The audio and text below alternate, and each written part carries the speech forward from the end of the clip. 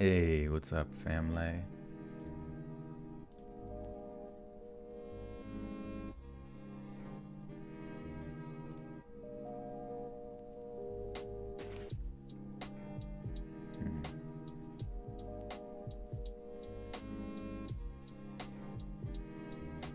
What's going on?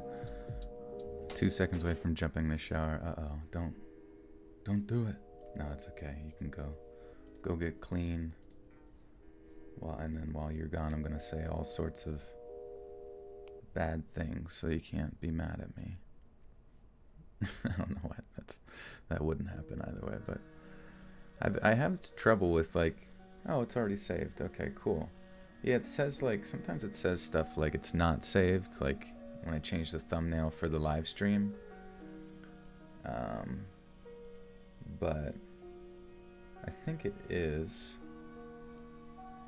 I don't know if anybody can bail out and check and see if the thumbnail changes, but either way, we should be good to rock and roll here.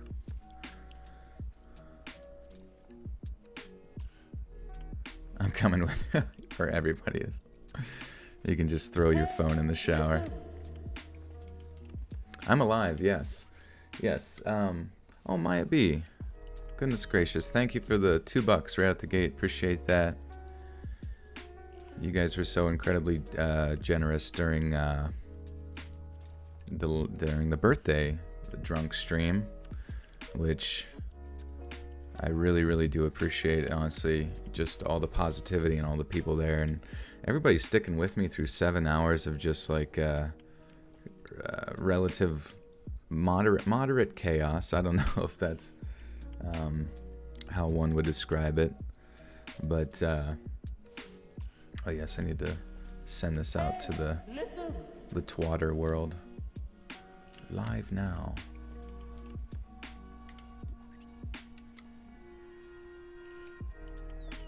Eventually Twitter will let me tweet. Twitter, why won't you let me tweet? Mannequin of Chaos, thank you, the 5. Boss. This is Boss, baby. Thank you, thank you. And Welks with the 10 says, missed your birthday stream, do a shot for me. Oh yeah, I think I'll be avoiding alcohol for a little while, but believe it or not, somehow in the chaotic mess that was that stream, I took some people said I took 15 shots of that peanut butter whiskey, which I think I did, trying to keep up with you guys, which was pretty amazing.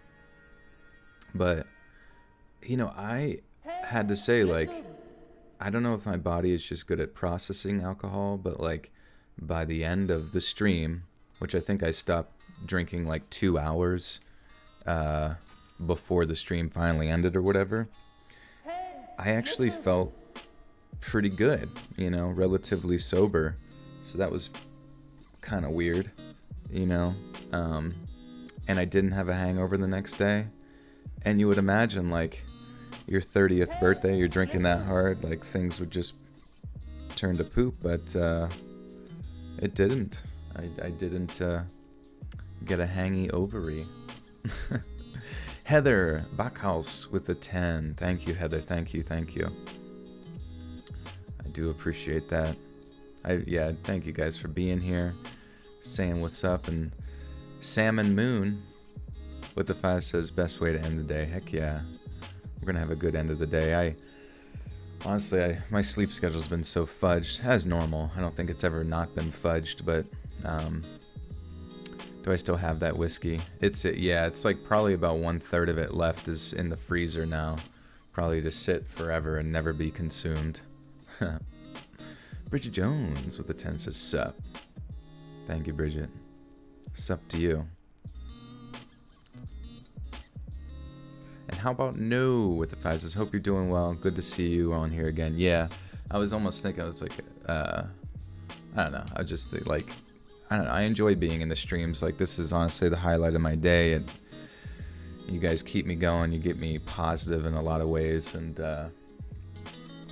just a nice interaction to have, And I am ever thankful. But Yeah, we have survived the birthday stream. It's coming past.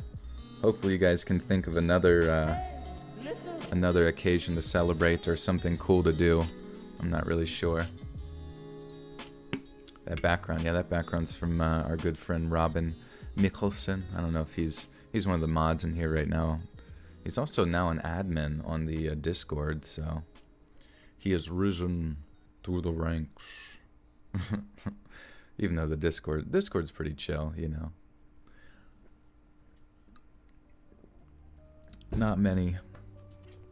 It's not always popping off in there, but once in a while, I feel like I'm always there late at night whenever like not many people are. Sometimes I'll just sit inside the Discord by myself, just waiting for people to come chat. Isaac with the 15 says, been bored out of my mind at the hotel. Thanks for the stream. Hey, you're welcome. What are you doing at the hotel? Are you on vacay? Are you working? Or are you just stuck there? My favorite candy. Yeah, my favorite candy is definitely Reese's Cups. I just love chocolate peanut butter. It's the best stuff ever. And that's why I got the peanut butter whiskey that we had the other night. And it was delicious. It was actually incredibly amazing. I would highly suggest it if you guys are looking for one.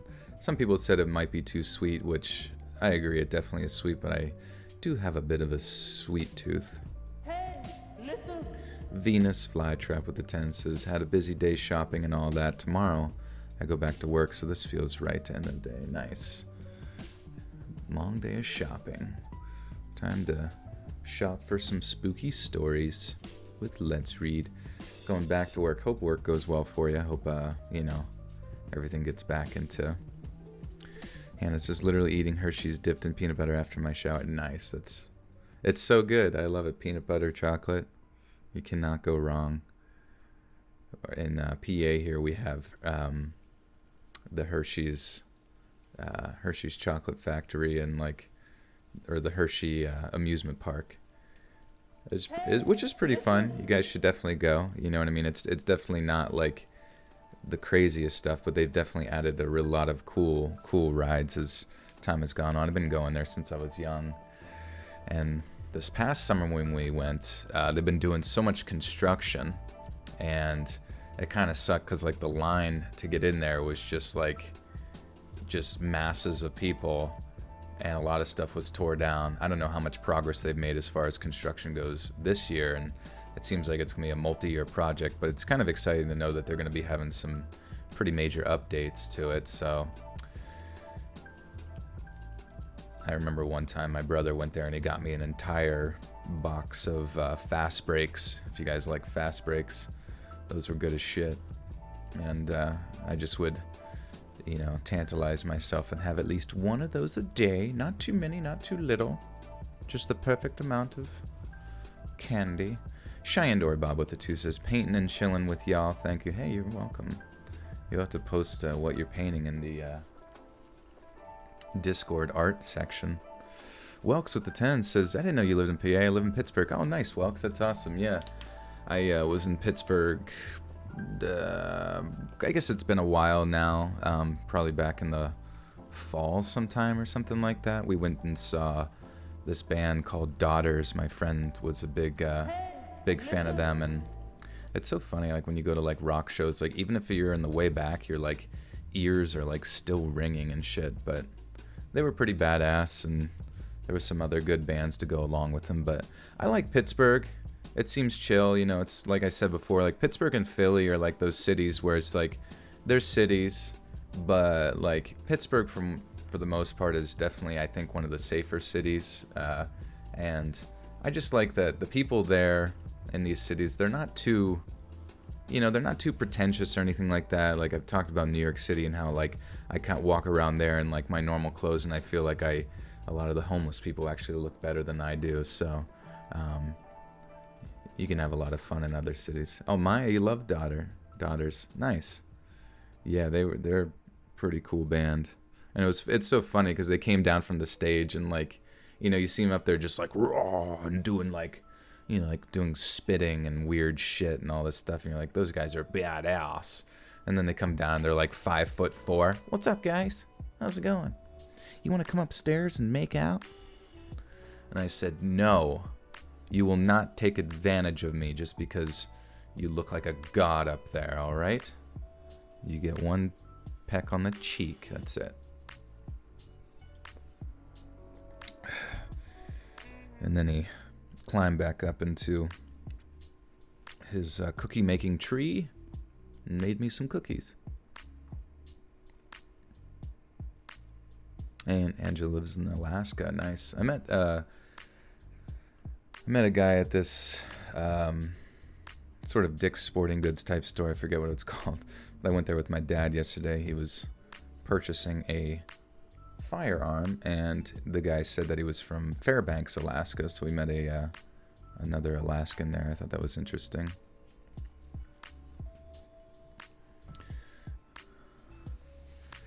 Hey Rachel, 15 shots. Yeah, it was quite interesting, but I almost feel like for me like I don't know, something about getting drunk, it's like if I hate the alcohol, it happens faster. But if I like enjoy it, it's like almost as if though my body is cool with processing it. Also over the years, I feel like maybe just like lifting weights and like building muscle and stuff like that kind of helps your body to process it a little bit better. I don't know, and maybe not doing it as much. Your liver is, I don't know, maybe more capable of just getting the toxin, so to speak, out of your system as fast as possible, but I'm not really sure. But I was kind of surprised. 15 shots normally. Any other circumstance, honestly, I think the worst thing you could do when you're drinking is like mix stuff. So like if you're drinking beer and something else, like that's what's going to lead to, throwing up. Have I trimmed my beard yet? No. I got a barber appointment here in 3 days. Oh, Matt Bickles from Williamsport, Pennsylvania. Yeah, that's where I went to college actually, for nursing and stuff. So, which. Kind of funny that you say that. Would I rather work for NASA or the FBI? I mean, they're totally two different like realms of operations, where NASA does like astrological research and the FBI like enforces law enforcement, so definitely probably NASA, because it seems like it'd be way more chill. I wouldn't have to like work undercover or ever like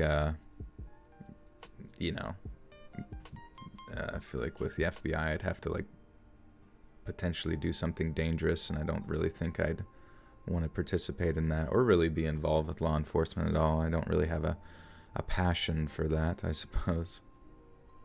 Oh, nice, you're up north in Lake Erie. That's dope. I haven't really been up to Erie, I don't think.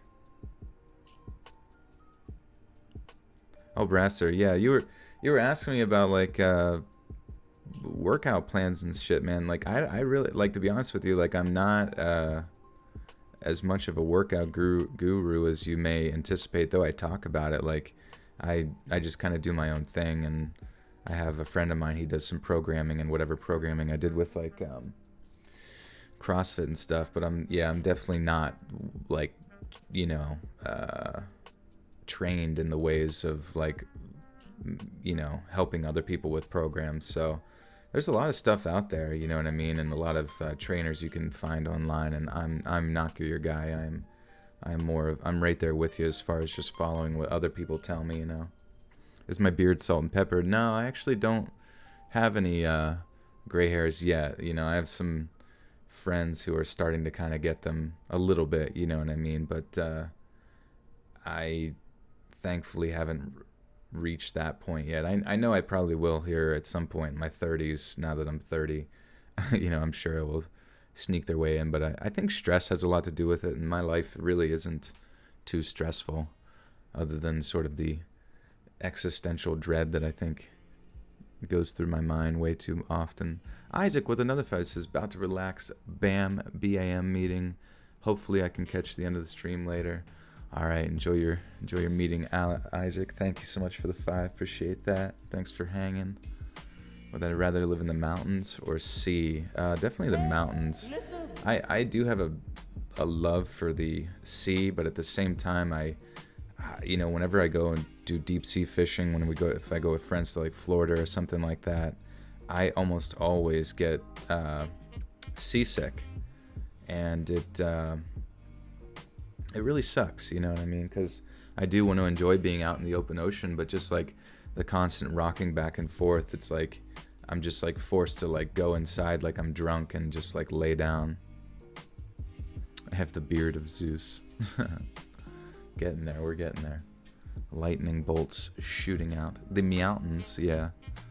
I live there with thousands of cats. With a crime rate of 56 per 1,000 residents, Juneau has one of the highest crime rates in America compared to all communities of all sizes. Where's Juneau? I've never heard of that. Oh, in Alaska. Oh, interesting. Wonder what... I feel like in Alaska it would make more sense if there's like maybe drug-related stuff, because there's just like nothing to do out there, you know what I mean, or something. But I can't say I'm too familiar. Do I like winter or summer? Definitely summer. I love summer, man. I can't... I mean, I like winter as a concept, and not, you know, of course I do enjoy a day where it's snowy and you go for a, you know, a sledding day or whatever the fuck, but like it's... I can't tell you how much... Oh, Juneau. Oh, okay, sorry. Yeah, I've never been to Juneau. But like whenever I'm outside, like the fact that I can walk outside now, go on a walk at, you know, right now at 9:30 p.m. and like not not a single point in my walk do I ever feel as if though like my body is going to die, you know what I mean? I think that's what I love about summer the most, and I get really excited when I start to hear the mourning doves. Like whenever it's springtime and the mourning doves have returned from, I think they go down to like Florida and Central America for migration. But as soon as they return, there's just something so peaceful about hearing them. And today was a beautiful day, though I did waste pretty much all of it sleeping, which was kind of bad. I'm probably going to take some ZQL after we bang these stories out and try and reset for tomorrow, because honestly, I'm not a morning person, but I feel really, really good when I can wake up in the morning, feel like I got nothing to do but just get my stuff done and have a really productive day. Like, but whenever I sleep all day, I feel really depressed about it. Bridget Jones with the 5 says, would you rather be trapped in a small room with 10,000 tarantulas for 10 minutes or eat 10 tarantulas in 10 minutes? Oh, God. Fuck, I don't even know, dude. That's a terrible question, honestly. As well, terrible scenario. I mean, I would hope that the tarantulas would be cooked, because if I had to eat them alive, like, they would probably attack me. But if they were, like, the cooked ones, you know what I mean? I probably would do that. But if they were alive, I probably would have to choose to be just in the room with 10,000 tarantulas and hope to fucking God that one didn't try to kill me. I guess it also would depend on what kind of tarantula, because some of them are very territorial and some are pretty chill. If you're ugly and rich, can we get plastic surgery or no? Am I getting plastic surgery? I don't really think I need plastic surgery, to be honest, but I guess if people are ugly and rich, I mean, like, what's his name? Elon Musk, like, he had a pretty bad hairline, but then he got, like, those hair plugs, and his hair looks pretty nice now. He's a relatively handsome fella. I've always thought about that. I was like, I wonder if hair plugs would be cool, because I'm definitely receding, but at the same time, like, fuck it, dude. Like, I don't really give a shit that much, you know? Also, I feel like I hear of like really bad experiences with hair plugs, and I don't know, I feel like people have like really bad reactions to them or some shit, and I would hate to become that person. Dia Nunez with the 10 says, thank you. You are welcome, Dia. Thank you for the 10. Appreciate it. Like it raw. What do I like? Oh, raw tarantula. You gotta be in work in less than 5 hours, but here you am. Well, hopefully we can send you off to La La Land so you can get at least a few hours before worky. The brown recluse would be worse. Yeah, those stories we read about the brown recluse, that was terrifying. Just go bald. Yeah, no, I've what I've been doing is basically I get like I go to this one barber in town and they do a pretty sick like fade and just a really like really tight, sort of like detail to the beard and stuff, and I just really respect them because all the other, I don't know what it is, like I go to like stylists in town, like I go to a black barber and he just puts, so he just, there's so much detail in like his ability, and it's like almost like he's like sketching, you know what I mean? Like when he's doing my hair, it's like he's sketching and like is as if though he's doing like a sculpting or like an art.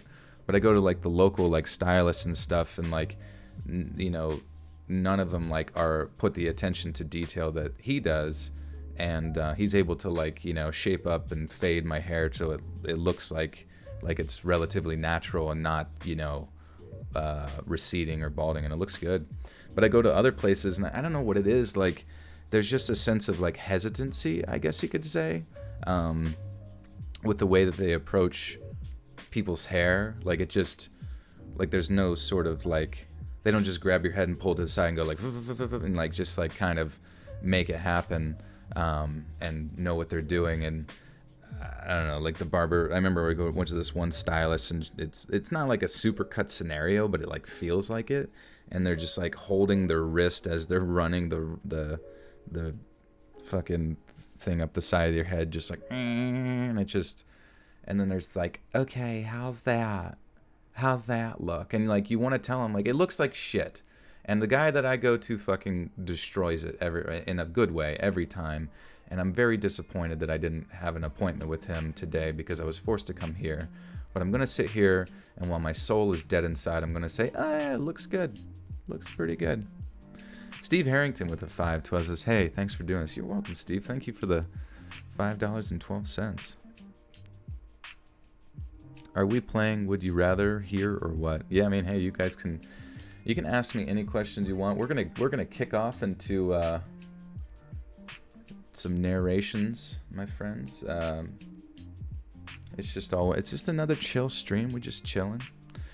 Do I have a face reveal video? My face is on Discord in the pinned messages and the selfies chat area. So a lot of beautiful people in there you can scroll through and gaze upon. But I am pinned at the top just because it's easier to find instead of scrolling through.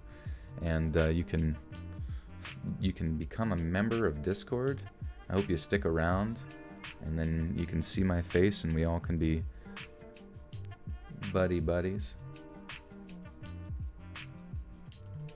And we're gonna switch over to our good friend Iron Cthulhu Apocalypse. Kind of want to see how this. Oh, that's a video. WTF?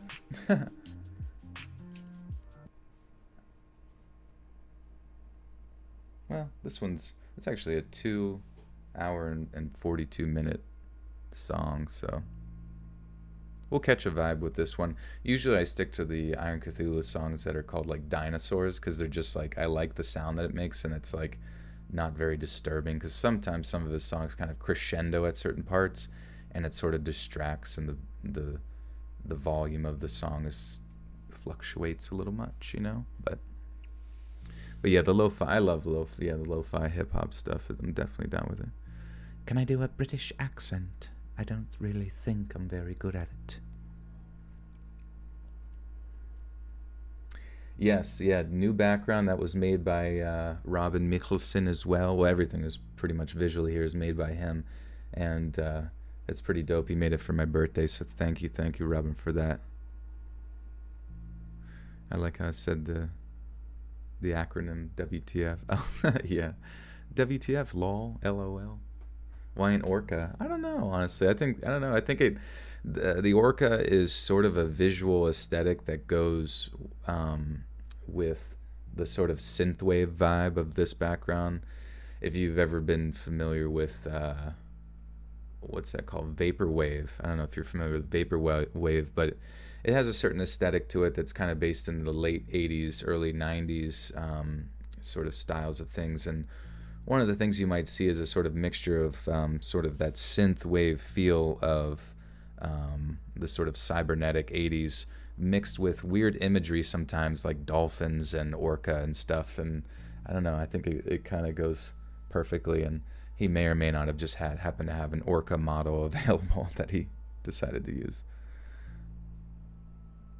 What's popping in the apocalypse? Oh, you know, it's just another election year. The apocalypse is upon us.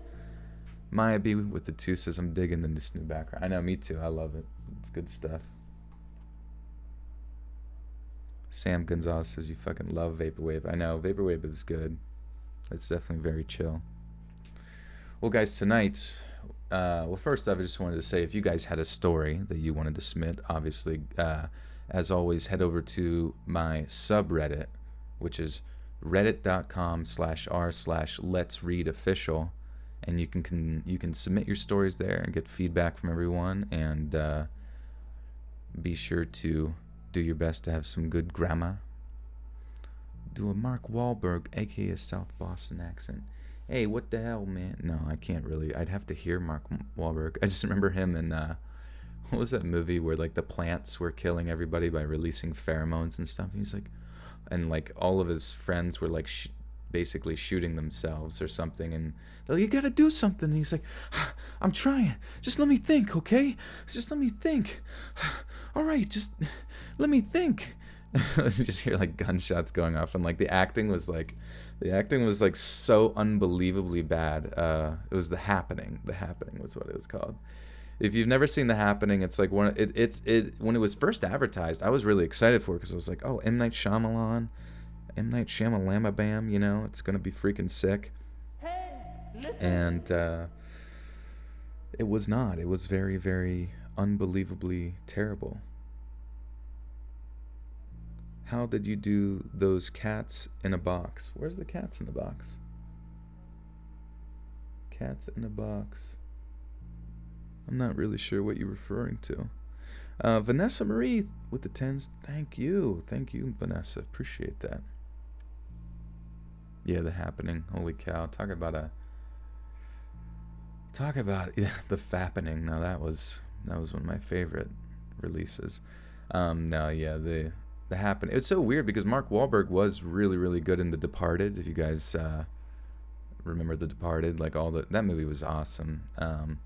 But then Mark Wahlberg was in The Happening, I think maybe a little bit before that or something, maybe after, and it was just so bad. So strange to think, like, M. Night Shyamalan, like, he had a series of really good movies that made him, like, super, super hype, and then out of nowhere, all of his movies just, like, were cursed and, like, just bombing. Really? You were excited for M. Night? Fuck that guy. I'm not over ATLA. What's ATLA? ATLA. M. Night.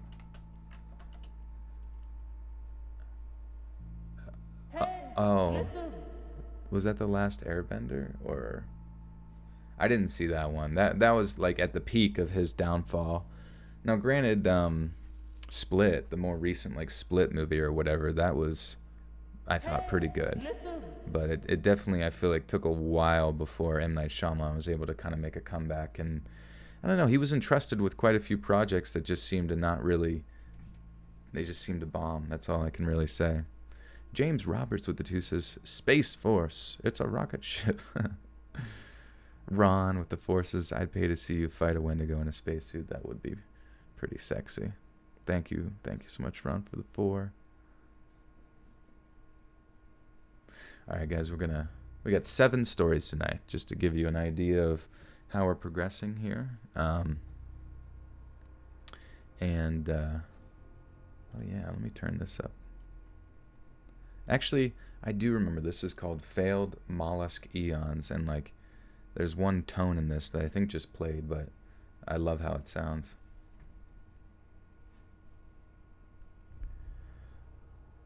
One of my biggest problems is that I attract the weirdest kinds of people. There are a lot of people who say that, but you have no idea until you've met some of the people that try to hang out with me. There was one guy who took the cake, though. His name was Jonathan. He lived down the road from my parents' house. This was years ago, and thankfully I hadn't had anything to do with him in a very long time. I was your average-looking girl. I was in high school at the time, and I was extremely naive. I've had a couple of really bad experiences, and I've kind of been shown the true horror of the world forced hand. Someone can keep track of my mistakes here. That's number one. Steve Harrington with the 1024 says, sorry for weird numbers, my bank account is in binary. No worries. I think it's cool. How old are you, baby girl?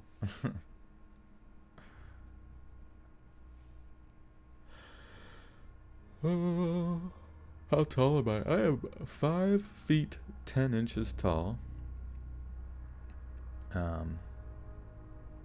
So I guess that's, what is that, like average, I guess? Everything about me is pretty average.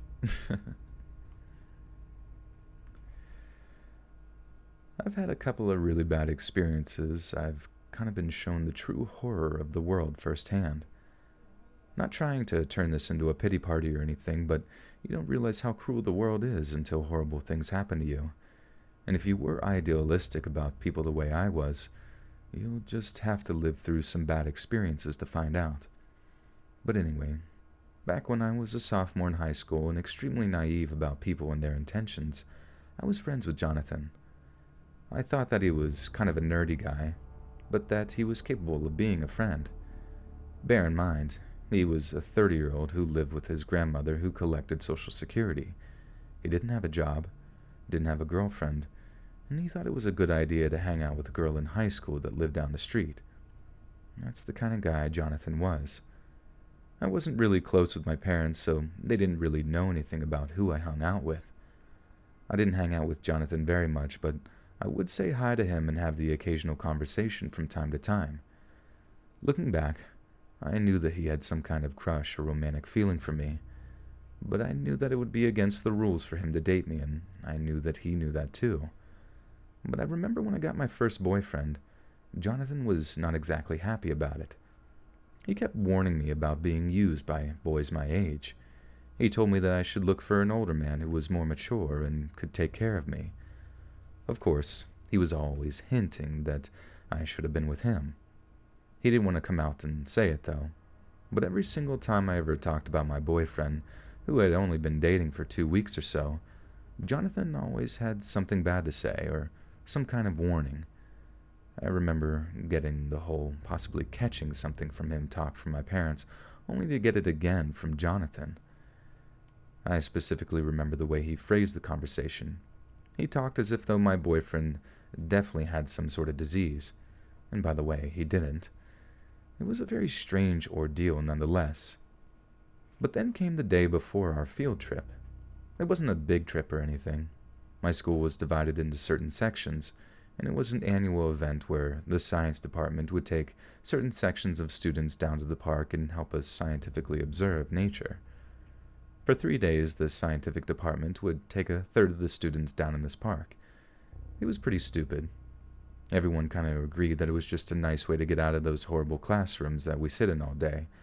Outside Science Day, that's what we'd called it. I remember Jonathan asking about Outside Science Day. He asked what day I was going to be in the park. I told him, and I was scheduled to go Wednesday. I didn't think anything of it. After all, he did go to the same high school I went to, and it was kind of a tradition. I thought that he was just kind of curious or reminiscing. Well, was I wrong. Wednesday came, and I was really excited to be going down to the park. I was hanging out with my best friend Rebecca. We got down there and started observing nature. The teachers made me bring notepads and pencils to make some scientific observations, but after a few sentences, they didn't care what we did after that. The teachers sat by the picnic tables and drank lemonade, and us students were pretty much free to do whatever we wanted. Me and Rebecca were having a deep conversation about life. She said something about her stepfather and how it made her feel like marriage was a bad idea or something. I don't really remember. It was a very long time ago. I just remember being 100% engaged in this conversation with Rebecca. And all of a sudden, I felt a hand touch my shoulder. I thought it was one of my friends playing a joke on me or something, but I turned around and It was Jonathan. Things got extremely awkward really fast. Me and Rebecca were kind of in the middle of it, and here was my awkward older neighbor showing up at my school class trip. Jonathan asked me if I wanted to go back with him to hang out at his house for a little while. I told him that I would get in trouble, but he promised that the teachers would never find out. By this point, I knew exactly what he was doing, and I wasn't about to play into that. I told him, but I couldn't. Shoot, sorry. A large helping of Joel juice. Look to the chat for 1 second. I actually made it pretty far, which is funny. Okay, yeah, make sure I didn't miss anything there, sorry. Rain in Denmark, uh-oh.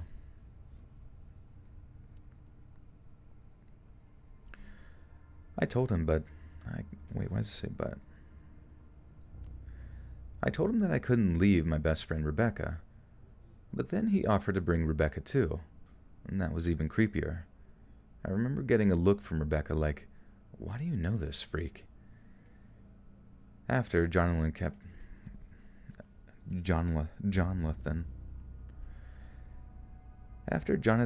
pleading with us, me and Rebecca finally decided to just walk back to our teachers and hope that Jonathan would get the hint.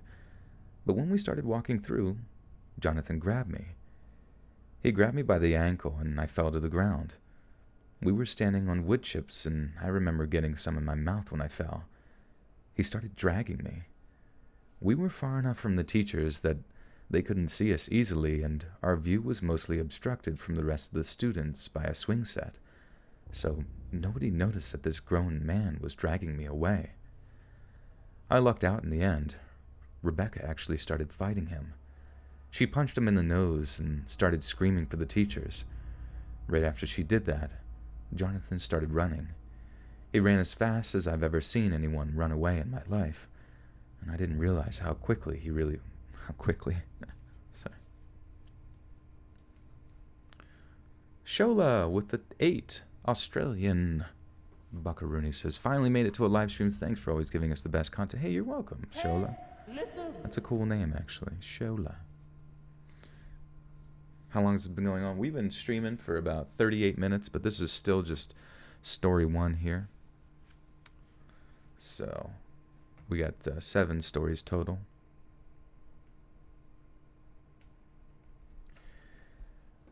I didn't realize how quick he actually was. The teachers asked about the incident and questioned me as to whether or not I knew this man. I told them that I didn't. It turned into a giant headache. They called the police and everything, and I told the police that it was just a stranger and that I was... I told the police that it was just a stranger, and then I was as vague as I could be when I described him. For some reason, I felt like I would get in trouble if they knew it was Jonathan. Now, I understood that I should have reported him to the police, but I foolishly didn't at my naive age. The experience turned into a good thing for Rebecca, too. She always bragged about punching a grown man in the face and him running away. I was pretty sure that Jonathan was running because he didn't want the teachers to see him, and not because Rebecca's punch necessarily hurt him that bad. But I never told Rebecca that. After that incident, Jonathan never showed his face anywhere near me ever again. I think he was familiar enough with my schedule that he knew when I got on and off the bus, and he just stayed away from me. That was the first time in my life that I was faced with this sort of dark reality, this sad reality that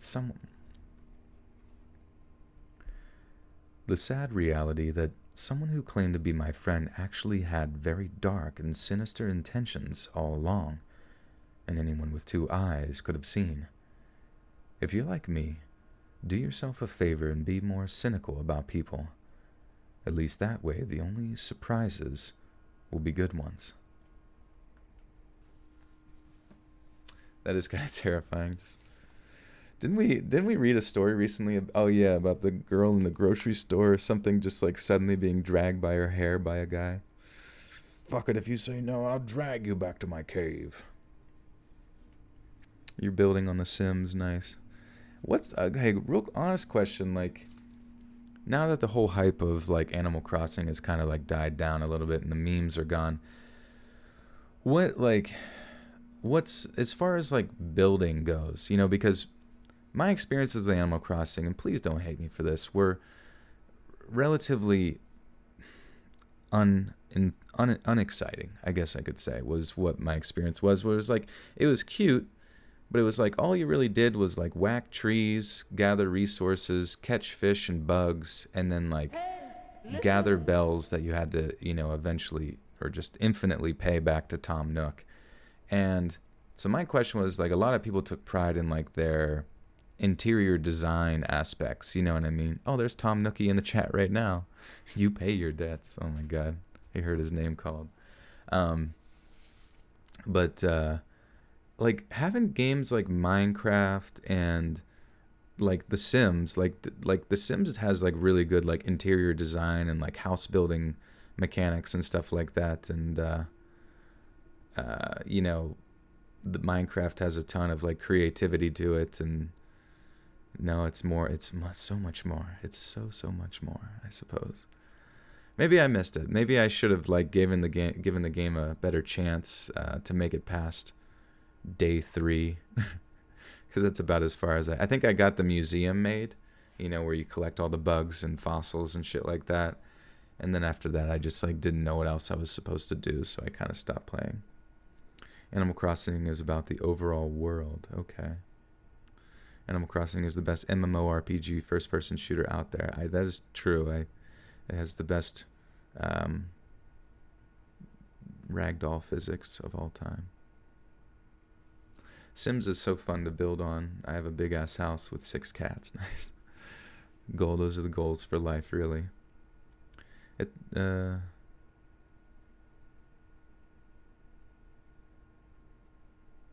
Play Animal Crossing more. Yeah, I just like what am I like? I just need to know some specifics. People are saying it's so much more, but like if I made it past day 3, like is it just about collecting things, or like oh, well, Tom, if you do make my debt lower, that would help me tremendously, so I would appreciate that. Play World Chef. Link is mine says, I'm still trying to get my island to look how I want. My main goal is to fill my island with tigers and cats.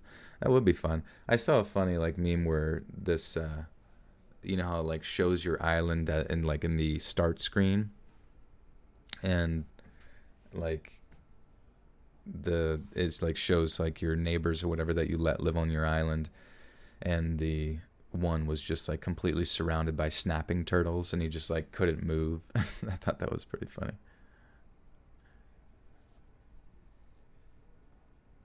You caught a whole ass great white shark. That would be dope. I was hoping for something like sweet fishing stuff. For some reason, I just remembered like back in like, because I first played the first one back in 7th grade with like the GameCube, and I remember pulling some shit on my friend where I took his game file to my house, and then like, because I said I wanted to explore his world or whatever, wink wink.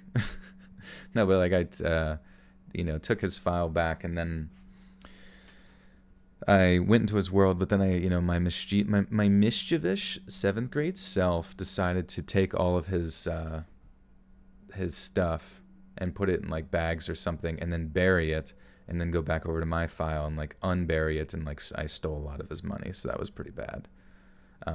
But there was something about the game I remember in the past, and maybe I'm wrong, but like I thought there was a lot more like random events that occurred in the old Animal Crossing. You know what I mean? Like a lot more like I didn't, for some reason the island in this one feels really small, but I haven't really played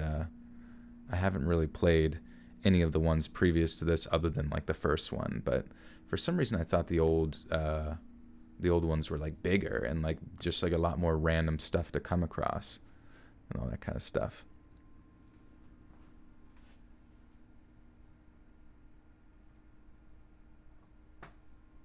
But you guys will have to you kill your Sims. Jesus, Nook, all in the name of Animal Crossing.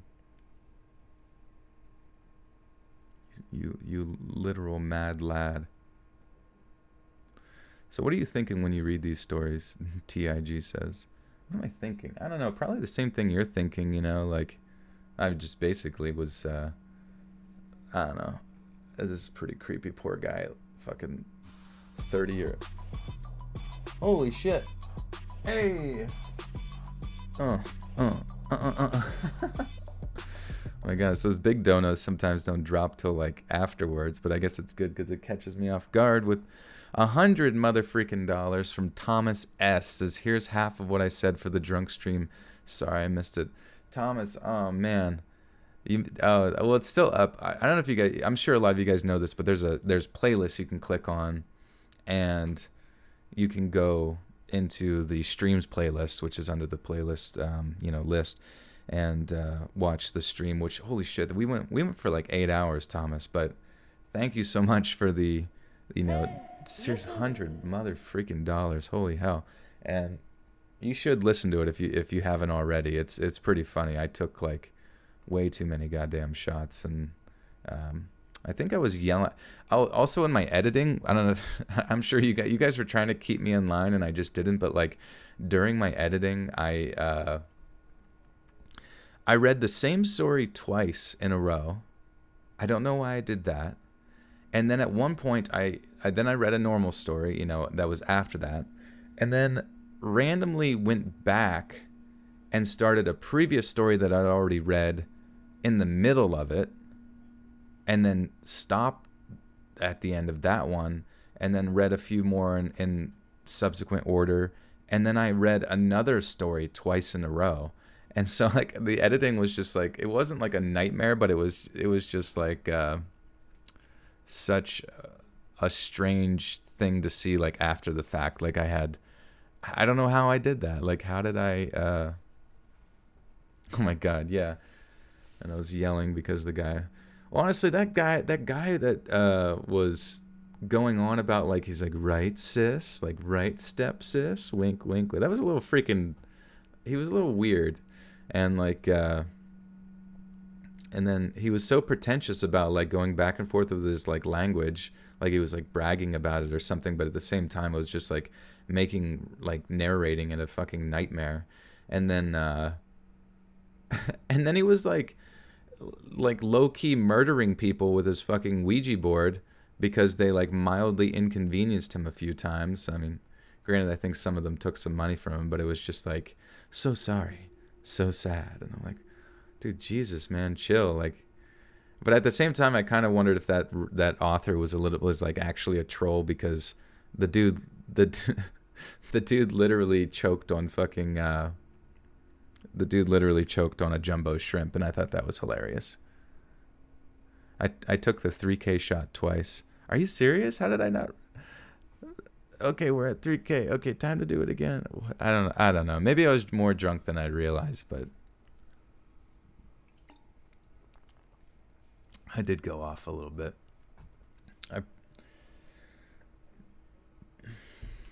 All my years of pent up reading rage.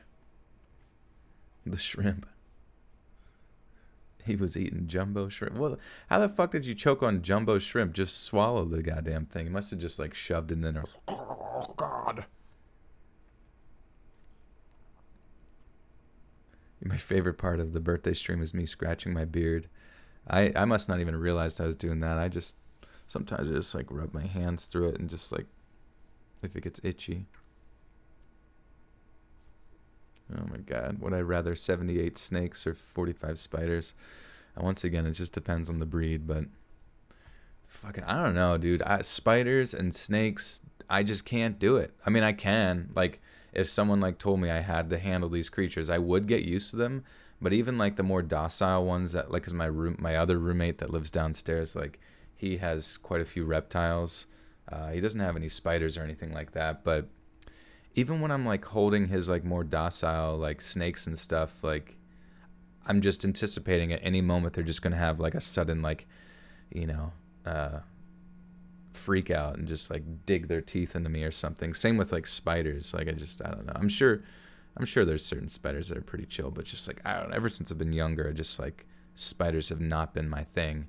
I remember one time my grandmother had an umbrella that she left out on her porch, and I believe one of those more like, they had like a thicker abdomen, but like the spindly legs, and it was like black and yellow, and I just remember like I was so used to just seeing not spiders of that size, you know, and I just remember like looking to my left and like seeing it crawling towards me, and I fucking freaked the fuck out, like freaked the fuck out. And my grandma, while driving, had to take like a napkin, reach back and just like grab it and fucking like chaotically throw it out the window.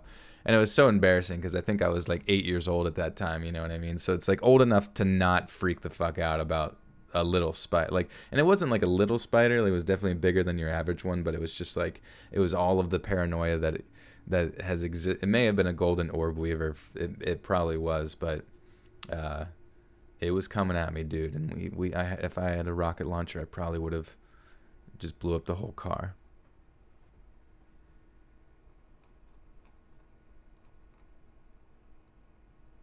And Big Rub too cool. The tense is mad. Just like relaxing and listening to the stories. Keep up the good work. Thanks, my friend. Thank you for the 10. Appreciate that. Anna says, I don't play with spiders. Call me heartless, but I'm going to kill it. Well, yeah, 8-year-old Joel probably was... I mean, I definitely, if I saw the spider, I would like... You know, like more of a controlled freak out nowadays that I'm 30, but there definitely would be something with my heart to be like, what the fuck is that shit crawling near me? And then I would just fucking smash it with my fist. Same time when I peed my pants in the park. Yeah, that was funny, dude. It was so embarrassing. Fucking pissing my pants. And it was weird because it just like snuck up on me like, okay, time to pee. And it just like shot out the side of my fucking khakis. Being a little kid is amazing, but it also sucks because you do some of the stupidest shit, and you're like fully aware that what you just did was like the most embarrassing shit ever. Ron with the 10 says, I had a spider the size of my palm almost land on my face when I was in Africa a few years ago, hence why I hate spiders. Oh God, that would be the worst ever. They're just, ugh. I remember there was like this one. Thank you for the 10, Ron. I remember there was this one. We went to the Dominican Republic in the kitchen area.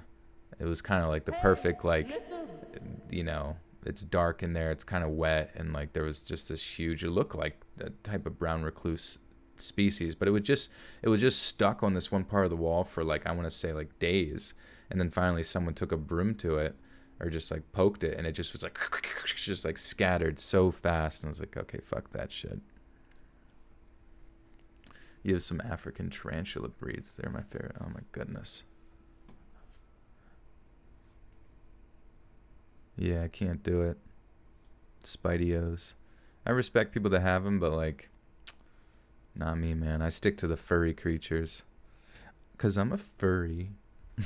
I only pet furries.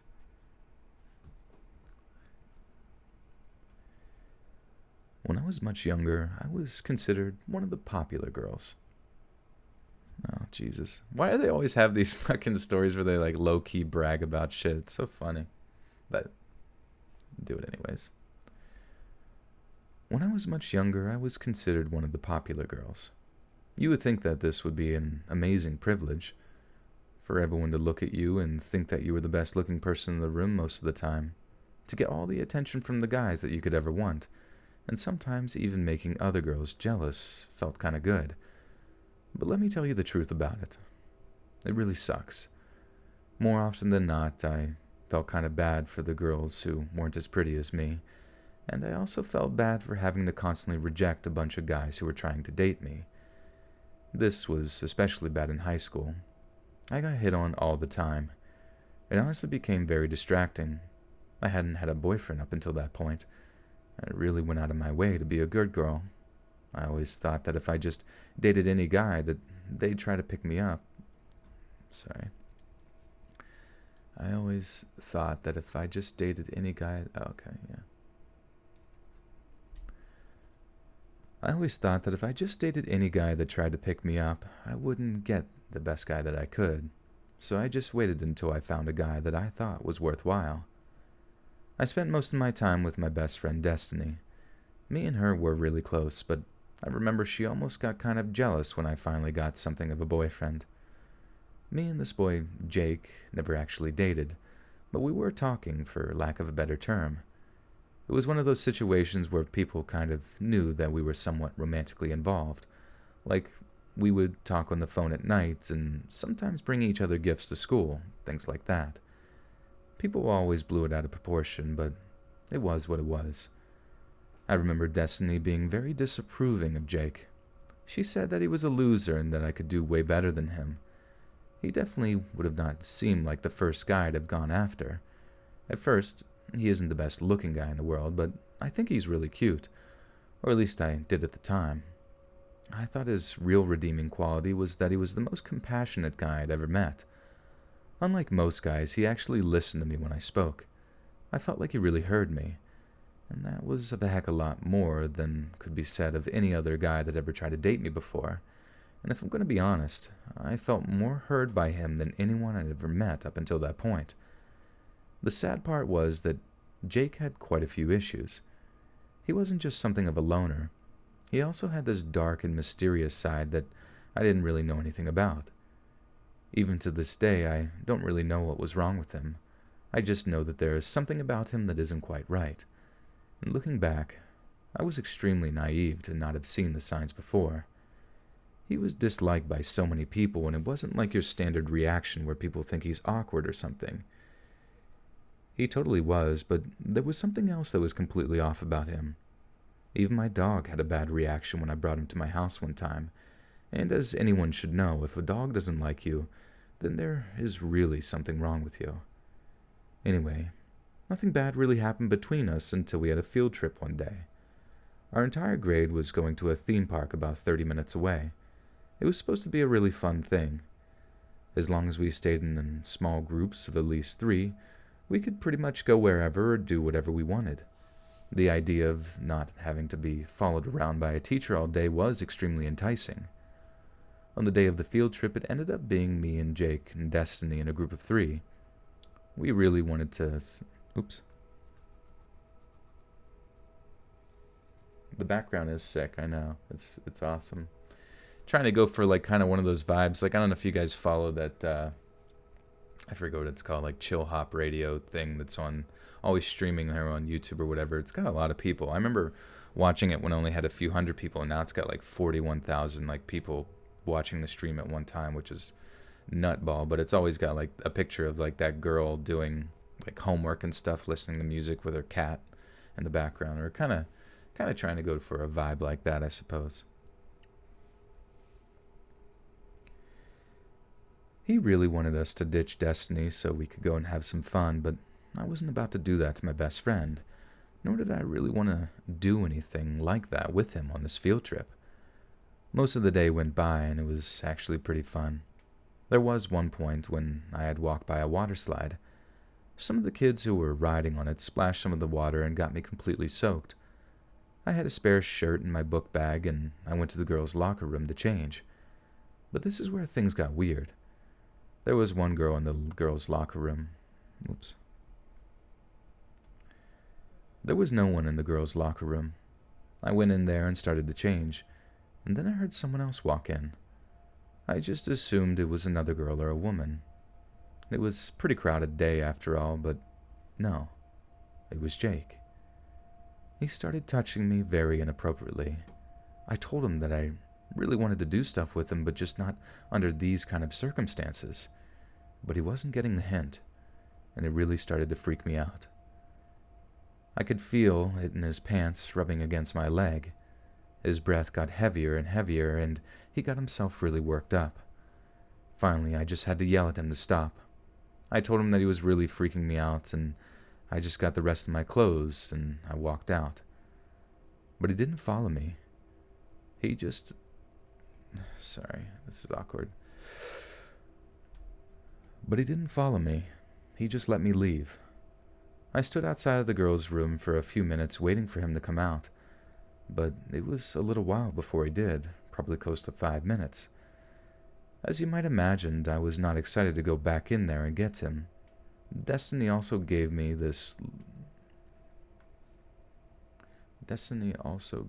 I'll look when I came. Destiny also gave me a look when I came out. I told her that Jake was in there, but I didn't tell her what he was doing. She just asked why he was in the girls' locker room at all. I couldn't think of a good excuse. I didn't want to tell her that he was being a complete and total creep with me that day.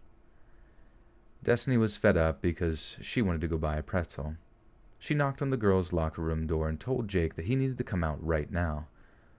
We stood there for a few seconds, and we all heard some strange grunting noises. It was honestly really awkward, and me and Destiny just stood there and looked at each other.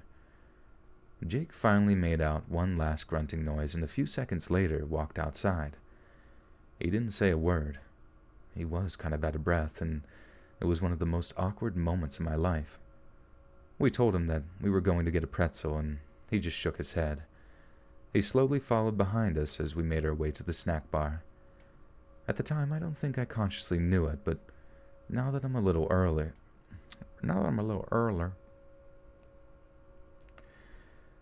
At the time, I don't think I consciously knew it, but now that I'm a little older, I think I have a pretty good idea of what he was doing in there. As you might imagine, that was the end of mine and Jake's little romance. That was the creepiest thing I've ever seen anyone do, and it was so shocking coming from him. I felt like I'd spent so much time getting to know him, only to find out that he was even creepier than all the other guys. Gonna get a glazed pretzel. Extra protein. Jesus Christ. Well, alright. Had to really crank one out there, I suppose. I'll probably put that story near the end just because it's like, I don't know. All the story, I always just notice a trend, like all the stories that kind of start out with a girl saying that she's like, it kind of like pretentiously says that she's the popular girl or pretty or something like that. It seems to irritate people, and it does irritate me as well, but I just probably put it near the end. Joelle says, I love your stories, man. Keep me going through my graveyard shifts. Nice, yeah. Please do keep your eyes open. I remember working, night shift, and there was only a few times where I started to like nod off while working, but you definitely need something to keep you going sometimes. Rachel with the 2 says, guys, sleep. It's 3 a.m. in the UK. Thanks for reading my comment. You're welcome, Rachel. Thank you for donating and dropping by. Yeah, it wasn't too interesting. They just seemed like they wanted to flex about men jerking off to them in a locker room. I don't even know. How did you react to your drunk B-Day stream, by the way? Love you, and here's to the 30s. Thank you. Yeah, well, I didn't. It's not like I listened to it afterwards, but it's up there if you guys want to listen to the streams playlist. But yeah, just oh, you mean like when I was editing? Yeah, I was telling them earlier. I was like so surprised by how many stories I like repeated. It's like Jesus.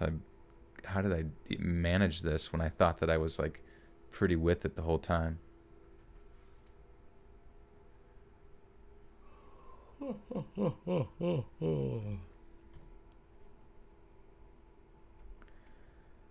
The weird thing about dating someone with a mental illness is that they can seem like an otherwise normal person, at least until they snap in whatever way they do. This happened to me with a girl that I dated back in high school. Sorry. High school.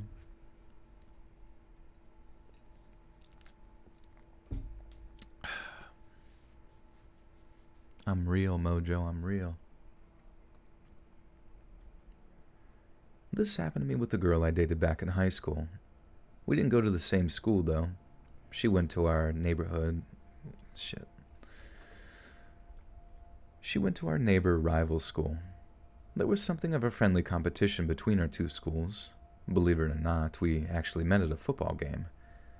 Anyway, I ended up dating this girl. It was sad because she was actually a really nice person, but her mental illness made her extremely unbearable. She would get into this extremely depressive and anxious mood, and then would act really strange. And it would come about from the most random stuff. I had previously been dating a girl for about 2 years, even before I was in high school, and I totally had a crush on her for a long time before that. Things ended when I found out that she had tried sleeping with one of my friends.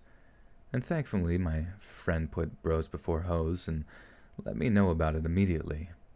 But yeah, I had just stopped with that relationship, so I was in need of a good rebound. And that's where this girl comes in. We'll call her Erica. It was a few weeks after I had been single. I was at this football game just trying to pass the time. That was when I looked over and saw the perfect goth girl. She wasn't overly goth or anything. She didn't even have piercings or tattoos that I knew of. What? She didn't even have any piercings or tattoos that I knew of, but she gave off that vibe, if that makes any sense.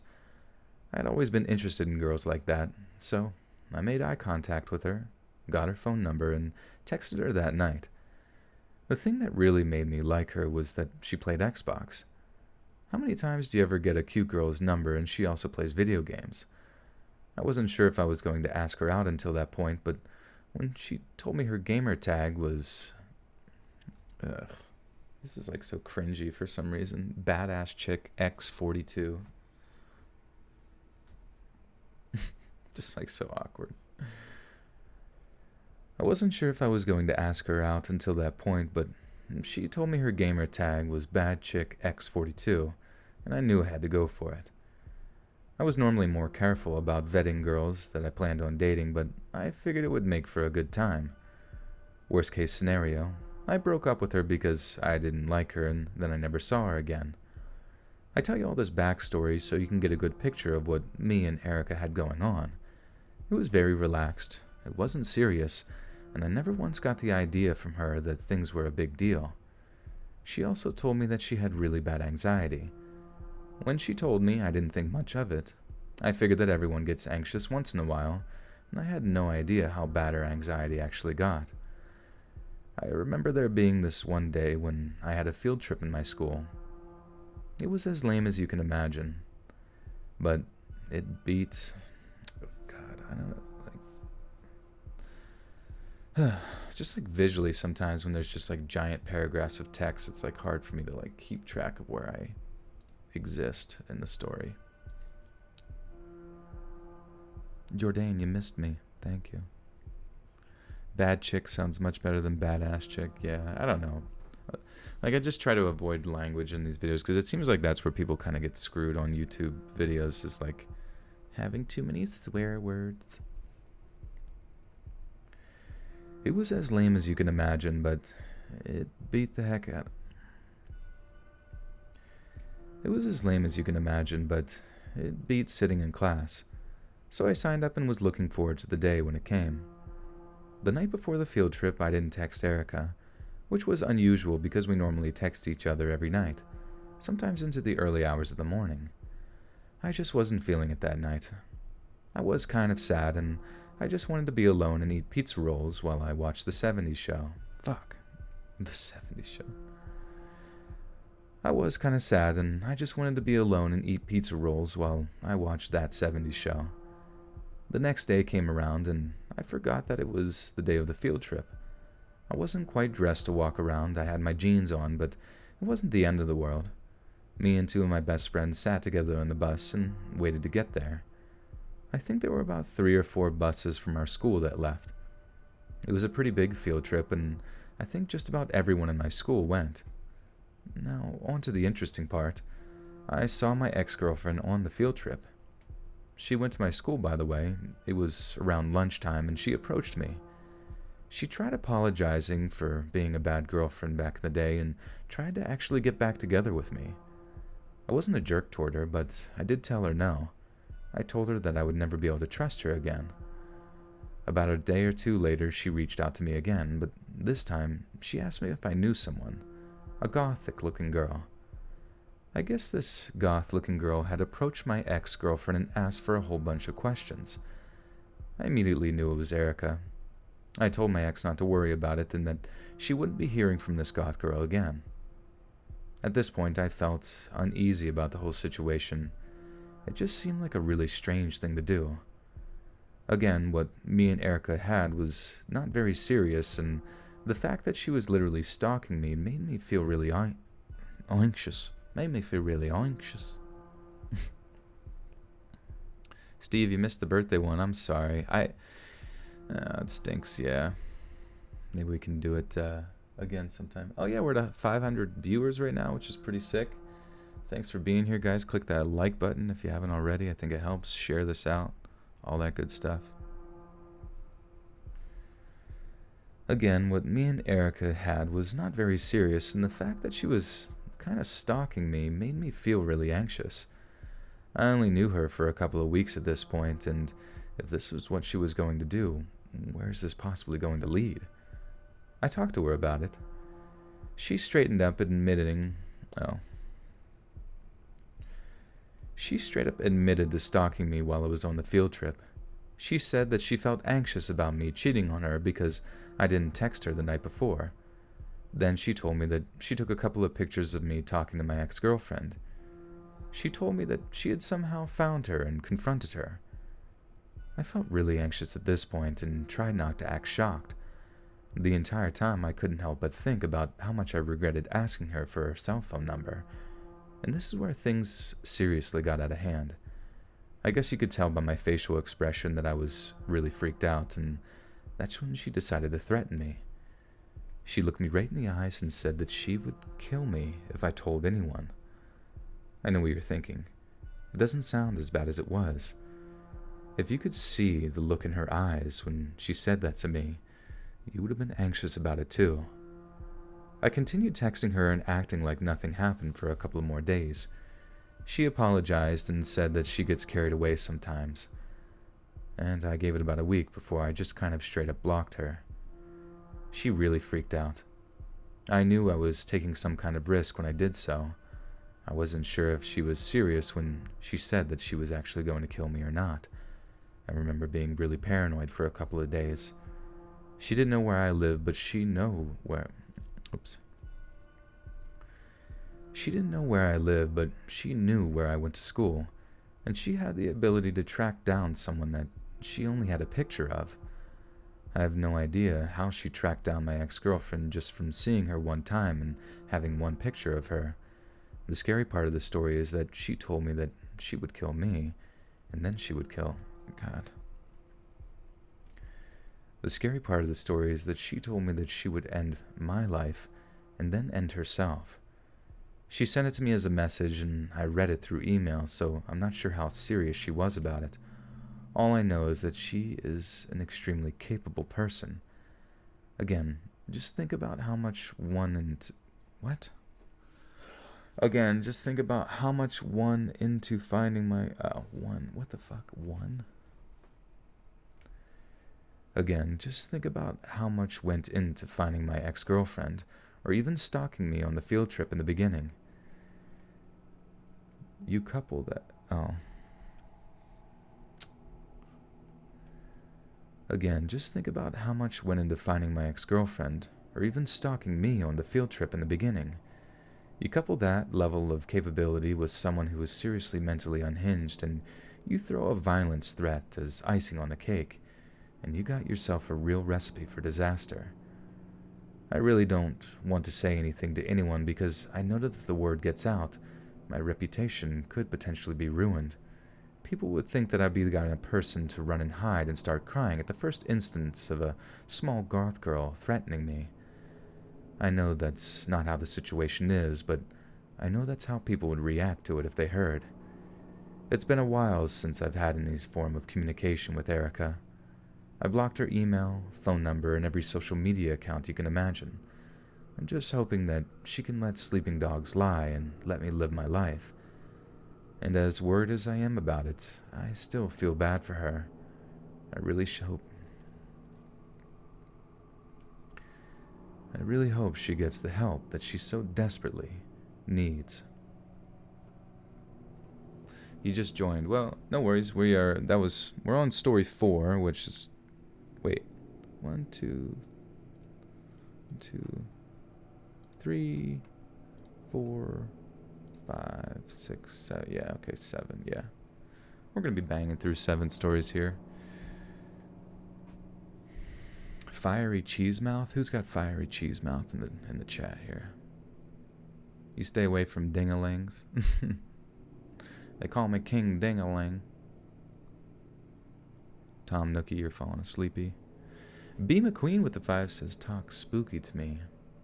Oh, I'm gonna come haunt your dreams. As I lull you to sleep, I will sneak into your closet. And I will wait. And in the morning, I'll help you pick out a nice outfit. You're gonna look amazing, darling. Amazing.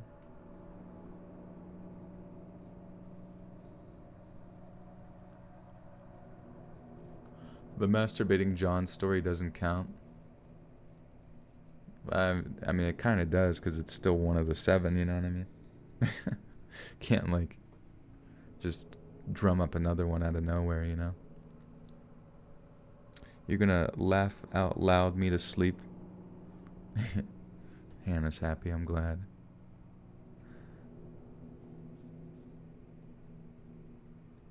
Oh. Hannah, you're our favorite too. Chat, we have to protect Hannah at all costs. Darling, you're gonna look stunning. You're gonna look stunning.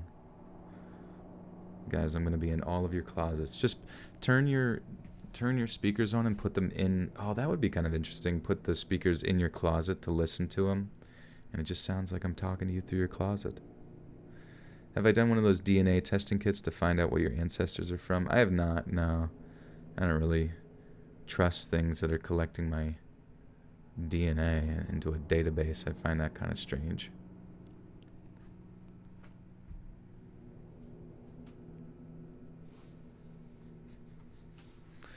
Okay, story. Have you guys done it? Like, have you guys done the whole DNA thing? My favorite horror movie. I don't even know anymore. Sometimes horror movies kind of piss me off, but like I do really like The Shining. I haven't watched The Ring in a long time, but The Ring really fucked me up, and I think that like if I watched it now, I'd still be really freaked out. Who donated the Hyundai? That was our good buddy Thomas. Yes, sorry. It didn't have the listed there, but yes, Thomas, thank you again for that. It was very generous. He's popping off. Joel just took a DNA test. Turns out he's 100% spooky bitch. What's up, guys? I'm kind of a spooky bitch from the spooky bitch clan. The spooky bitch tribe of Transylvania. 50% alien, 50% big hairy foot. Hannah says she's 98% French and whatever, but then I'm like 0.5% East Asian and 0.5% West African, 0.5% Cherokee and 0.5% Spanish. Interesting. Have you seen Hereditary on Netflix? Yeah, I've seen Hereditary. It's definitely freaky. It's Freaky Friday. I like going back to those movies and like those channels that kind of like have analysis of the things that you missed, or all of the weird symbology that's in it. Do I like Junji Ito? I do. I think he's a very creative horror Japanese manga writer and stuff. But at the same time, some of the stuff, like some of the stories I've gone through of Junji Ito, like have just been like, they start to like drag on a little bit, and I'm just like, what the fuck is going on? Like the one that I was reading about, like all the fish that have legs and stuff. It was just like, I don't know. It was almost as if there was supposed to be like an action movie, but like in a manga. And like when I'm reading something, I'm almost like, I need my brain to be tantalized more so than like, you know, like I need to like have things to think about more so than just like action sequences that you stare at, because obviously that's more for like the movies or whatever. And the one with like sharks with legs and stuff, like it was cool, it was a funny concept, but eventually I just felt like as if though I was reading like a meme, and I was like, this story really doesn't need to be as long as it needs to be right now, and I never finished it.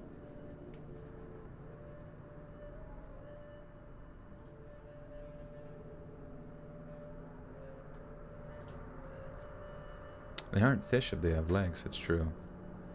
They become puppies. This story happened when I was just a little girl.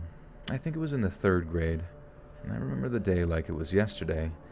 In fact, I don't really remember very much else about that time period. Anyway, I was your pretty average Catholic schoolgirl.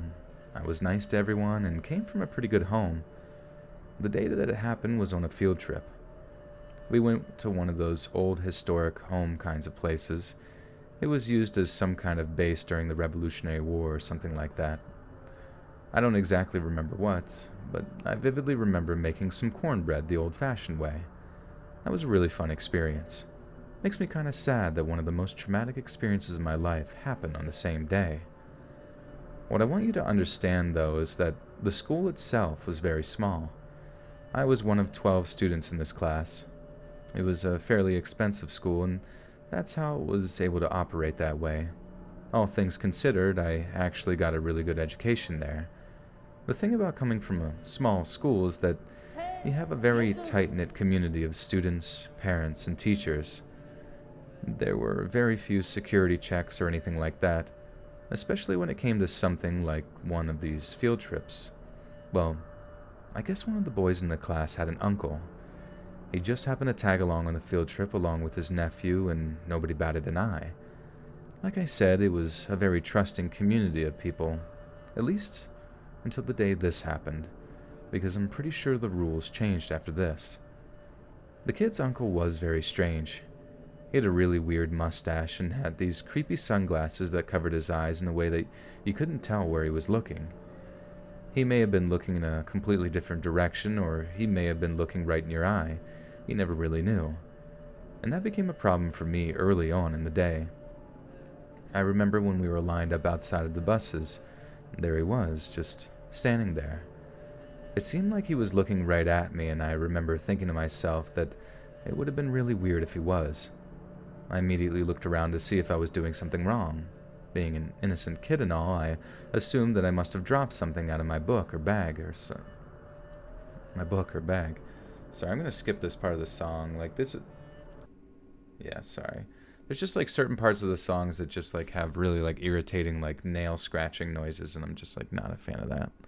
Also, Maya B with a 10 says, "Hope you have a great night, my favorite spooky boy. Love you. Say hi to Pradeep for me." I will. Oh wow, he's silently sleeping next to me on the backpack, which is surprisingly not as active as he normally is. He's usually like up around, like scooting on my legs, giving me rubs.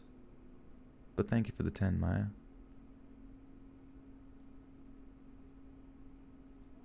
Jeepers Creepers is a classic. Oh shit, I'm still recording. Fuck.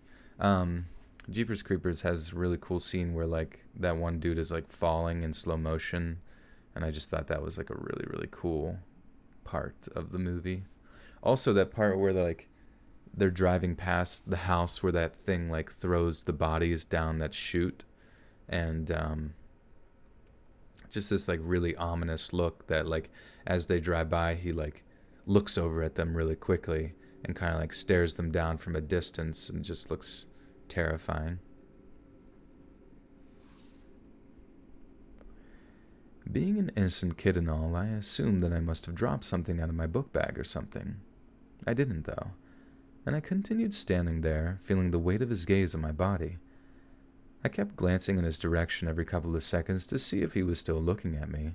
I really couldn't tell, but I felt like he was. My first impression that he was going to be one of those overbearing and overprotective helicopter parents that comes along and ruins the trip for everyone. Like he was watching out for one of us to make a mistake so he could call us out on it. That first impression was dead wrong. When we got to the house, we split everyone up into groups. There was maybe 50 or 60 people there altogether, and we thought the best way to go about it was to have everyone get into groups of 5. That way, there would be one adult with 4 kids. It worked out perfectly that way. Of course, I ended up with this guy's creepy uncle and his menacing sunglasses. He barely said a word the entire time. I remember looking over at the other groups who had a fun parent with them. This guy was just weird. He seemed like his mind was somewhere else, and it's only after everything happened that I knew exactly where his mind was. It wasn't very long before he did something that crossed many lines. As we were waiting in line to see one of the older historic exhibits, he started to pet my hair. I remember being so weirded out. I remember looking back at him and giving him one of those "what the heck are you doing" kinds of facial expressions. He just smiled at me. He did that and a couple of other extremely odd things to me. I don't think any of it crossed the line into assault, but he did some pretty strange touching. Little things like petting my hair, adjusting my shirt, and other stuff that just made me extremely uncomfortable. And it was so obvious that he was more interested in me than any of the other kids. He practically ignored his nephew, and he paid no mind to the other kids in the group. Thankfully, for my sake, that was the extent of my day with him.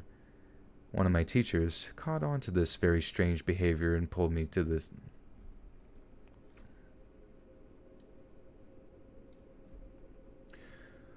One of the teachers caught on to this very strange behavior and pulled this guy aside. He then claimed that there was an emergency at the mechanic shop that he worked in and had to leave immediately. Of course, I know in retrospect that he was probably threatened with some kind of legal action. It's been years since all of this went down, and I found something out very recently that truly shocked me. Well, I still keep in touch with that one friend of mine. I was talking to him on Facebook and we were reminiscing about our days in Catholic school. I asked him about his uncle because I randomly remembered it, and he said that his uncle was in jail for a few more months and was actually about to be released that week. I asked him what he was in for, and and what the fuck?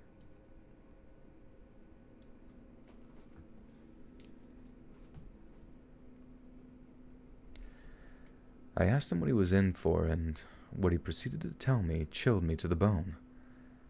I guess his uncle had been caught with illicit pictures of children on his computer. It was truly disturbing. I don't think he ever acted on his desires in the real world. I'm pretty sure they would have locked him up I'm pretty sure they would have locked him up for good and thrown away the key if he did, but just the thought that someone who was a confirmed predator had touched me like that as a child makes me feel sick to my stomach. So yeah, the moral of the story is no matter how small or close to meet your little community... Wait, what the fuck? I don't know why there's so many grammar errors, sorry. Hey, Joshua, what's up? Says, yo, what's up, family? What's going on, Josh? What are you doing? What are you doing, my friend? Thank you for the 5. And Cecil with the 3. Thank you, Cecil. Gracias, guys. I keep seeing slurk. What is slurk in the chat? Is slurk prohibited in the chat? Alex is going night-night. He fitting a slurk.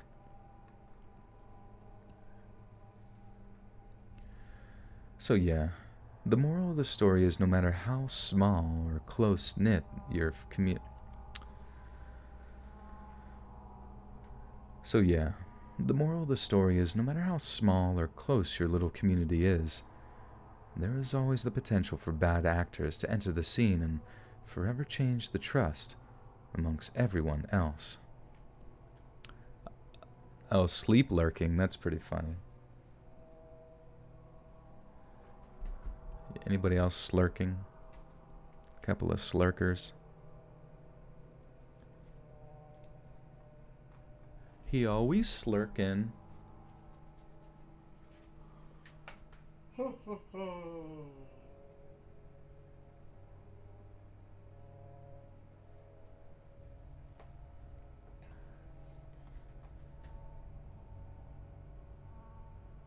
Jesus is here to protect the chat, keep it holy and prayed upon. Who makes my art? Yeah, so a lot of the art is done by Robin Mikalsen. He's amazing at Photoshop and 3D animation, and he is for hire, so be sure to hit him up if you're looking for something. Paula says, hey Joel, sad but I can't stay, have to get ready for an interview, I'll listen later. Love you, have a great night. Thank you, it's good to see you, thanks for stopping by. You're chewing a gummy candy loudly. Oh, nice. Rachel's slurking. Couple of slurkers. Why does your intro have to do with outer space in your vids? Just wondering. Well, initially I started with science fiction reading, and then I kind of transitioned to horror. So at the time I was kind of doing both, and then I thought, oh, an astronaut skeleton seems to fit perfectly into that in the sci-fi horror realm. So that just kind of became my avatar. What's my artist's Insta? So yeah, it should be linked down, or at least like in the description down below. But it's Robin Mikalsen. So Robin, Robin. I think it's period. Actually, let me just find it. Robin Mikalsen.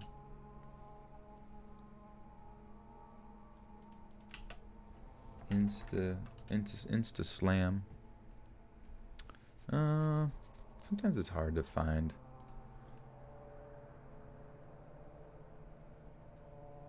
Just a second. Let me type in Robin's name here and see if I get him here. There he is.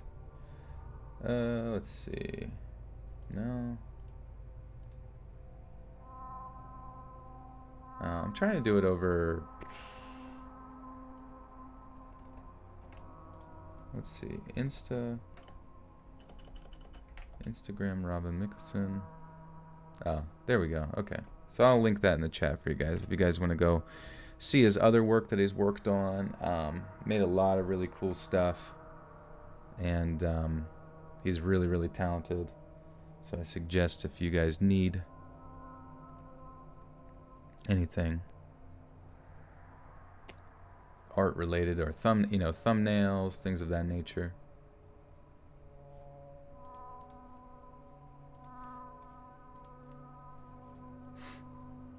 Oh shit, my cat wants out. Let me let him out real quick. Just gonna do this right quick.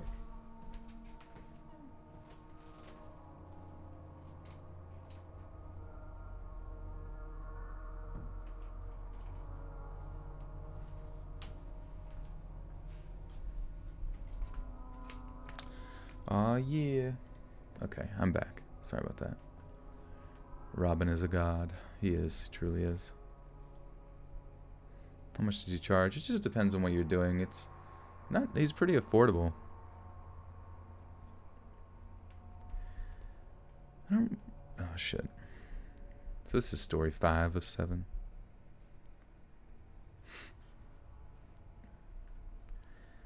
I don't remember very much about the scoring. It happened when I was pretty young, but looking back... About the scoring? What the fuck? The scoring?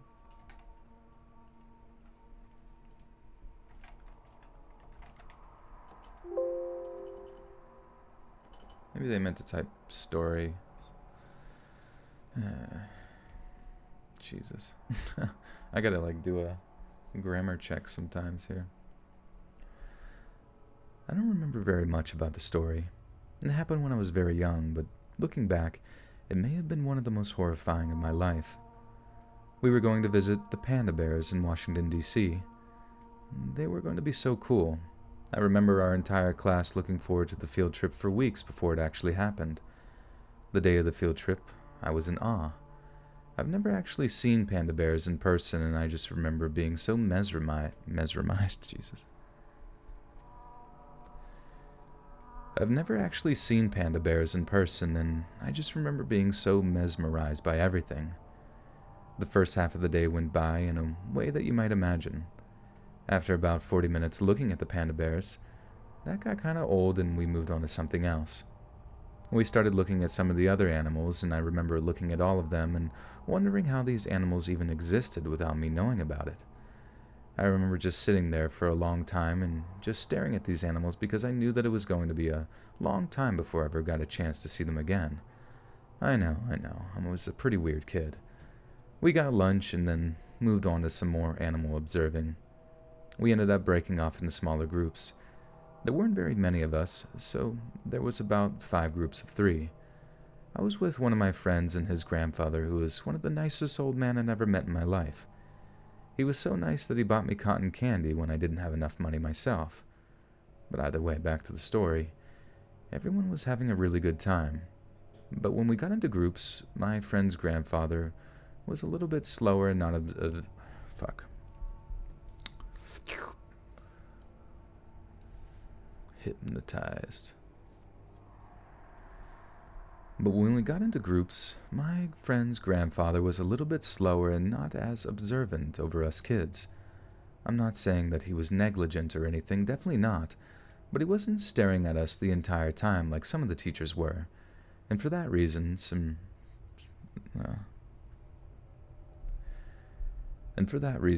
something pretty weird happened to me. I remember standing over by the snakes and looking in and being amazed. As much as they frightened me, I knew that I wasn't in any real danger, so it was pretty cool. I vividly remember there being this one really long snake that had a really colorful design to it. I was staring at it when I noticed something that pulled my attention away. It was a man a few feet away from me taking pictures. Now, there weren't very many other people around, and it was weird the way his camera was angled. I assumed that he was trying to take pictures of the snake, but for some reason he was standing in a position where I was between him and the snakes. It was like I was getting in the way. Without really thinking about it, I moved out of the way like the polite little kid I was. I didn't want to ruin his pictures, but that's when he followed me. He kept taking pictures of me, and it was hands down one of the creepiest things that I've ever had happen to me. Keep in mind, this guy literally had sunglasses on and a mustache. I don't even know how he managed to get into the zoo looking like that, but he did. And he was following me around for a good while, taking pictures of me. And being a naive little kid, I didn't think anything nefarious of it at the time. The whole concept of child predators was very foreign to me. I'd never really heard anything about that due to my parents kind of sheltering me for most of my life. He said in this really, really creepy voice, "Take a pose." And that's exactly what I did. I started acting like a model for him. Again, I didn't think anything bad of him at that point. Again, I didn't blah blah blah, okay. Again, I didn't really think anything bad of him at this point. In fact, I was under the impression that I was going to be a supermodel. I mean, if you rule out the predator aspect, why else would some random stranger be taking pictures of me? That was my childlike mindset. I remember hearing my friend's grandfather whistle for us to get back over by him, and I did. I looked at the man who had been taking pictures of me really quickly before I left, though. I told him that my name was Jen, and I told him that I wanted my supermodel name to be Jenny Fabulous. I ran back over to my friend's grandfather, and we started making our way to the next exhibit. I don't think he had noticed the man who had been taking pictures of me, and a couple of more hours went by and we were wrapping it up for the day. We were going to see the very last thing, which was going to be the lions. We had gotten back into our class group, so all of the teachers and students were together. This was when that creepy photographer man started noticing me again. He began taking pictures of me in front of the lion exhibit just like he had earlier. Again, I started striking some more poses, as you might expect. That was when one of the teachers started getting involved. She motioned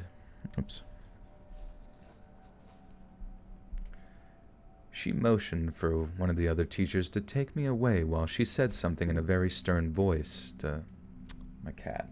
My cat steps out of the room for 5 seconds and then now wants in smashing his fucking body into the door.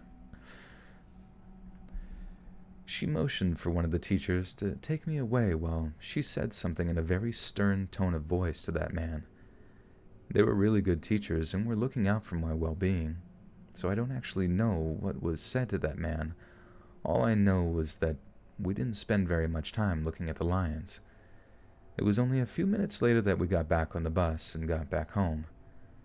It was only years later that I was telling a friend of mine about it when I was in high school, and then it dawned on me. That creepy old man was a child predator, and he was taking pictures of me in hopes of finding me again or possibly doing something horrible to me, maybe even selling those photos. Again, I don't know what exactly my teachers had said or done, but my parents found out about the situation. I don't know what happened to that man, but thankfully, I never heard from him again.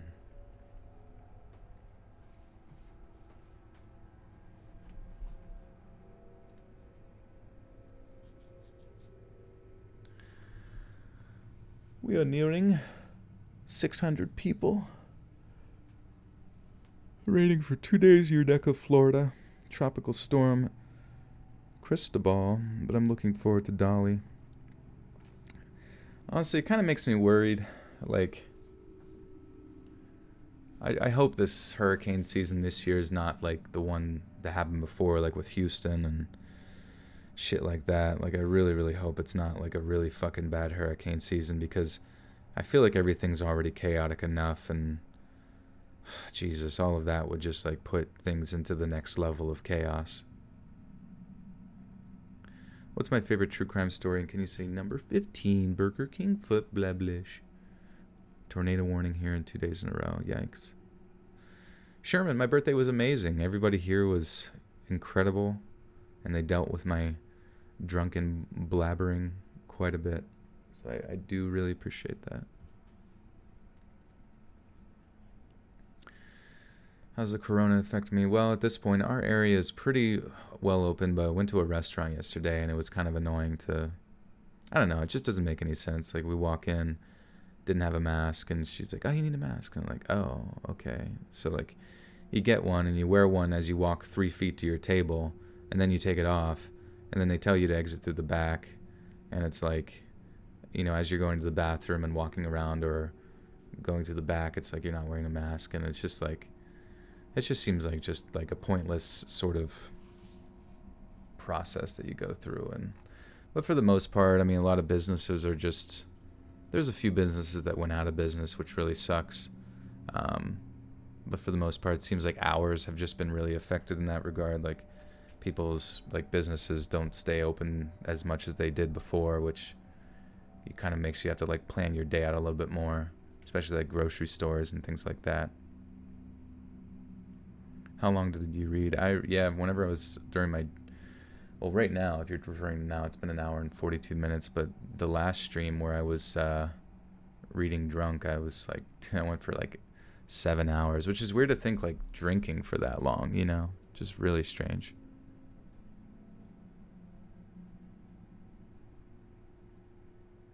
You love getting high and vibing to the voice and stories. Nice. Yeah, I imagine getting high would probably pull you into the immersion of the story quite a bit. You hit your 30s then? Yeah, I am 30 years old.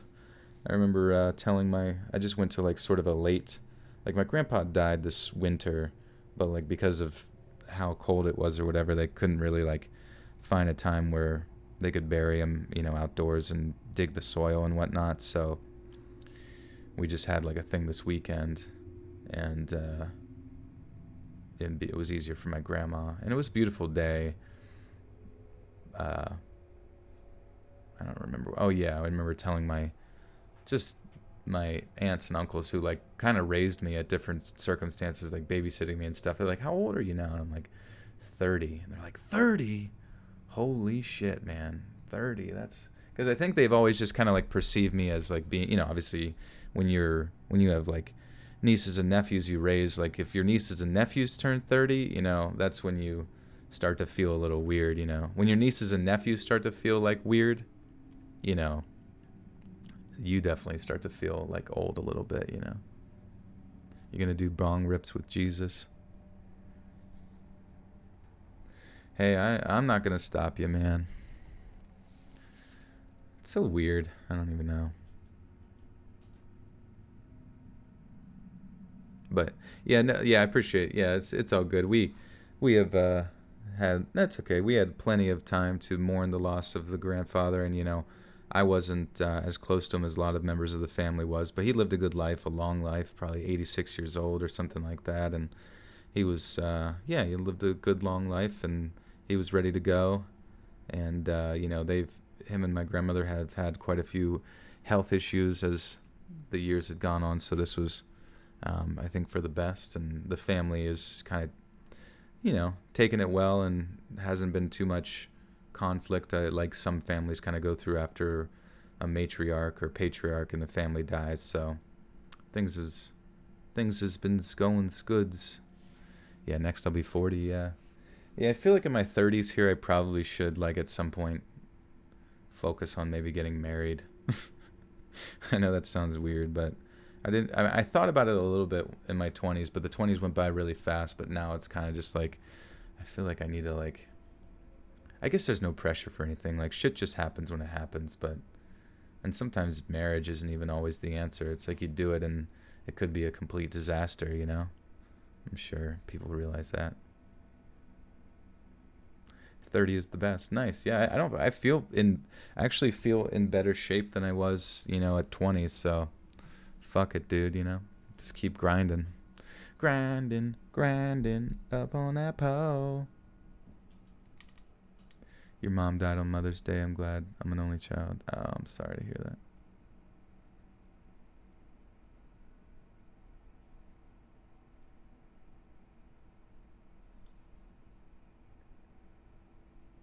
Don't marry her if she doesn't love Pradeep. She better love Pradeep. Pradeep's. I couldn't imagine anybody not loving Pradeep.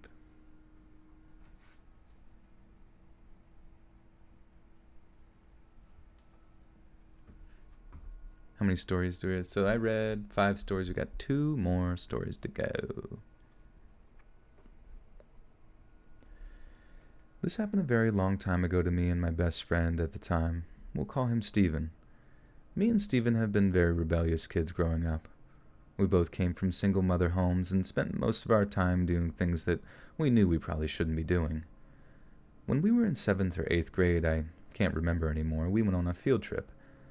Now we live in a small town and it was as boring as you might imagine, but the field trip was to New York City. This is going to be the trip of our lives, or so we thought. For a couple of days leading up to the trip, we talked about all the stuff that we were going to buy, and it was going to be amazing. Nobody was more excited for this trip than we were. When the day for the field trip finally came, it was actually really bad weather. The rain was pretty bad. The rain was pretty bad and was also a little foggy for some reason. Suffice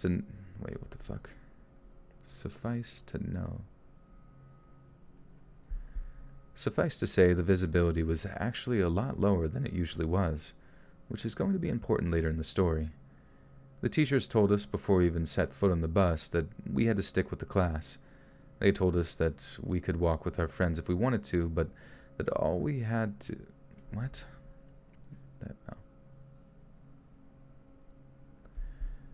They told us that we could walk with our friends if we wanted to, but that we all had to kind of stay together. Me and Steven thought this was lame, and again, we were those rebellious kinds of kids, so I'm sure you know where this is headed.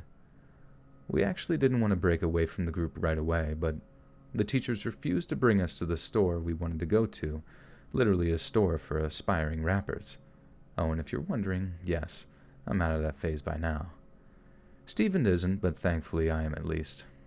We were convinced that we needed to buy some equipment to launch our rap careers. And looking back, I don't know what we thought we were going to even buy in there. We both had about $20 or $30 each, and all the recording equipment and stereos and whatnot were easily in the hundreds of dollars. But we weren't the brightest of kids, I guess you could say. About 15 minutes later, we hatched our plan secretly.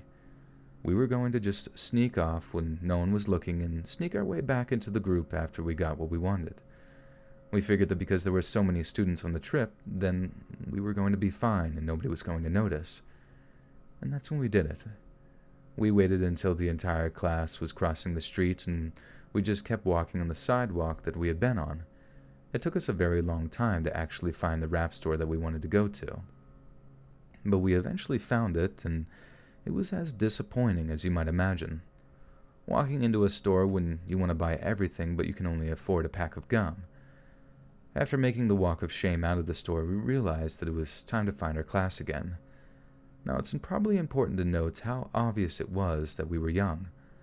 I said that we were in the 7th or 8th grade. We looked even younger than 7th or 8th graders. We probably looked like we could have been the oldest kids in the elementary school. Steven was really short, maybe around 5'2", and I was only a little bit taller than he was. We were also carrying around backpacks, which made us even more obvious that we were kids. So there we were, walking around the streets of New York City, wandering aimlessly in hopes of finding our class. This was probably our worst mistake, because we eventually wandered off into one of the sketchier parts of the city. Have you ever gone from a nice part of the city, where the tourism happens, and then you find yourself in the run-down part of the city where you roll up your windows because you might get shot? It's a really weird experience, and to be so young and to go through it without a car made it especially memorable. Me and Steven had no idea what we were going to do, and that was when a strange man started following us. He was a lot older. He had to have been at least 50 or so. He was very overweight and just gave off one of the creepiest vibes you could imagine. He started telling us that he lost his dog and that he needed help finding it. Surprisingly enough, we didn't decline helping him because we were worried. Wait. Surprisingly enough, we didn't decline helping him because we were worried, though he was sketchy. We just told him that we were too busy looking for... Wait, surprisingly what?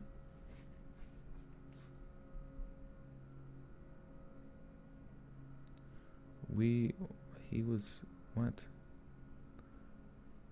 Surprisingly enough, we... Oh, okay, we did decline. Okay, it says didn't, but... Surprisingly enough, we did decline helping him because we were a little worried since he was so sketchy. We just told him that we were too busy looking for our class. Again, another stupid move on our parts. That was when he started getting closer and closer to us. Me and Steven gave each other one good look and knew that we had to run, especially because this was one of the parts of the city that not many people were around. If this guy really wanted to get us and do something horrible, he could have probably brought us into an alleyway and done whatever he wanted, and nobody would have known or seen it. But by a stroke of luck, we managed to sprint our way back to the populated part of the city. There was a lot of people around, and we looked back around to see if he had followed us. Neither one of us had actually turned around while we were running. We didn't see him, but we still felt really uneasy. We were leaning against the wall trying to catch our breath when we saw him again. He grabbed Steven by the arm and started yanking on him. I remember being so horrified and not knowing what to do. Thankfully, Steven started screaming at the top of his lungs, and someone had intervened and told this creep to buzz off and let Steven go. He didn't put up much of a fight, just kind of let Steven go and started to walk off as if though nothing had happened. We also lucked out because our class just happened to be within an earshot distance and heard Steven screaming. I guess one of the teachers had recognized his voice. They got back over with us, and the teachers were so angry, as you might imagine. We got in a lot of trouble for breaking away from the group, especially because that really put us in harm's way. I remember one of the male teachers going on this massive rant about the stupidity of our decision. He told us that if we had been a little less lucky that day, we both could have ended up dead. This turned out to be a really big event in my personal life because that was when I kind of straightened out and stopped acting so rebellious all the time. It's a little sad that something so traumatic was what strained me out.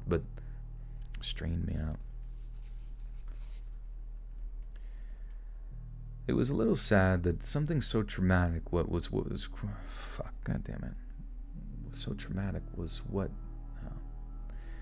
It's a little sad that something so traumatic was what straightened me out, but if it happened to you, I'm sure you would feel the exact same way. Because now I have this really strong association with breaking the rules and possibly ending up dead or kidnapped. I know it's not logical and doesn't actually make sense, but I guess that's the impression something like this leaves on you. But anyway, that's the story of how me and my best friend Steven were nearly kidnapped by a creepy old man when we visited New York City a long time ago.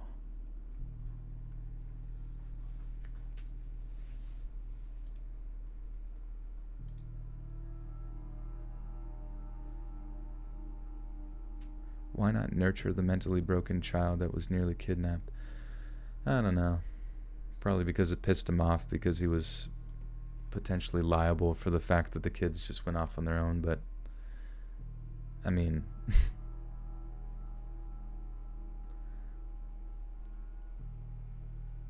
yeah, it's hard to know how you react in that situation. I'm sure a female teacher might be more nurturing about the fears that had happened, but the fact that they left and they're in middle school, it's like when you start to look at middle school kids, it's a little bit easier to start yelling at them about stupidity, because at that point their brains are developed enough to know that what they're doing is like the dumbest thing ever.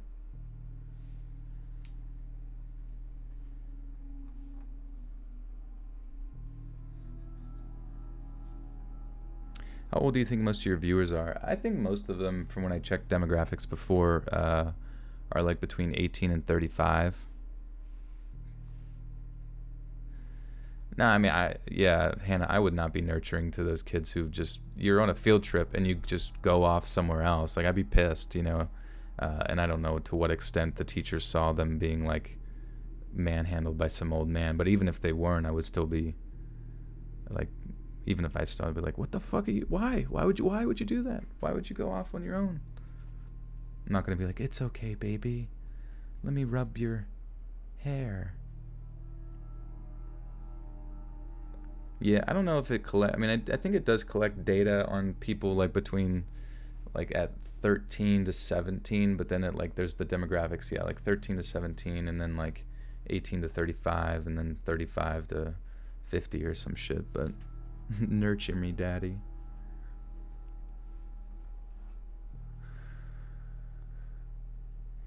Ever read a story too scary for your channel? Not really. It just depends on the content. Like, usually I don't shy away from stuff too much. I guess it just depends on how explicit they are about stuff. Sometimes I kind of have to edit stuff. You don't look a day over 450.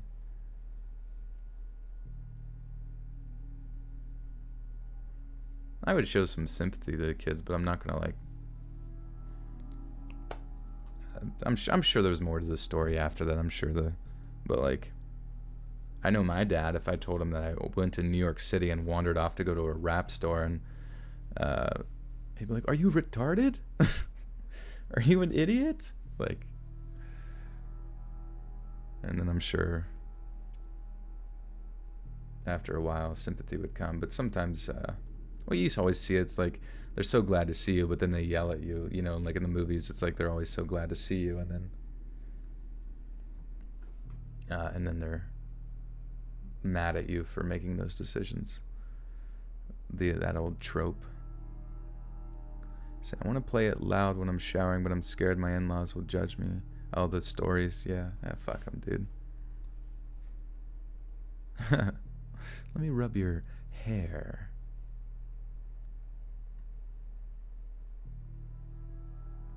Almost got kidnapped, Dad, and he'd say you didn't try hard enough. Yeah.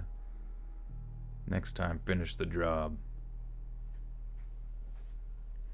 Well, guys, would I discuss true crime stories ever? I definitely would. Yeah, and I kind of tried that for a little bit with tried that a little bit on the channel with some true crime stuff. It just didn't really seem like people were really interested in it, and it was kind of hurting the channel, you know, because if like you get less views on certain content, it doesn't really like promote the next one very well. Fearsome here, you have an insane kidnapping experience. Well, you should submit it. Go to reddit.com/r/let's-read-official. You should send it in. Maybe you can hear it here. Mediocre bit with the 10 says, my dad was that kid who set off a smoke bomb on the school bus while they were crossing a bridge. Holy shit. Yeah. I would not be a happy father to hear that one. Hi, your son is like borderline a terrorist.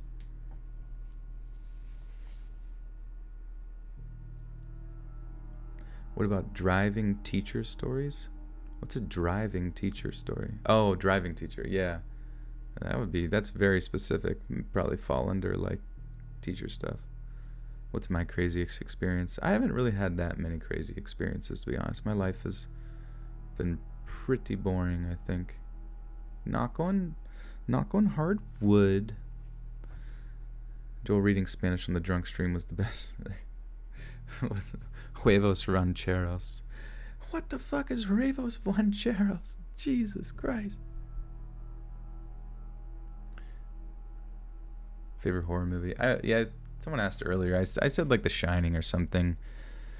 I don't know. Sometimes like horror movies are good, and I like The Shining because I feel like it's pretty comprehensive in like the way it's approached. But like, there's so many horror movies that I see where it's like a lot of the parts are good, but then there's other parts in it that just like piss me off. Where I'm just like, why would they make that choice? Like, as a character, as a writer, you know what I mean? Like, why would they? Like, none of this made any sense in this part. Or like, I always feel like I always have to say in a horror movie, like, well, I did like it up until, and then something happened. You know what I mean?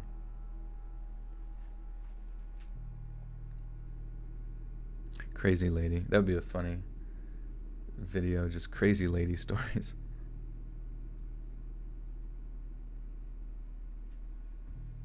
Eggs over easy with sauce, baby. Did I read The Shining? No, I never did. And I haven't seen Doctor Sleep either.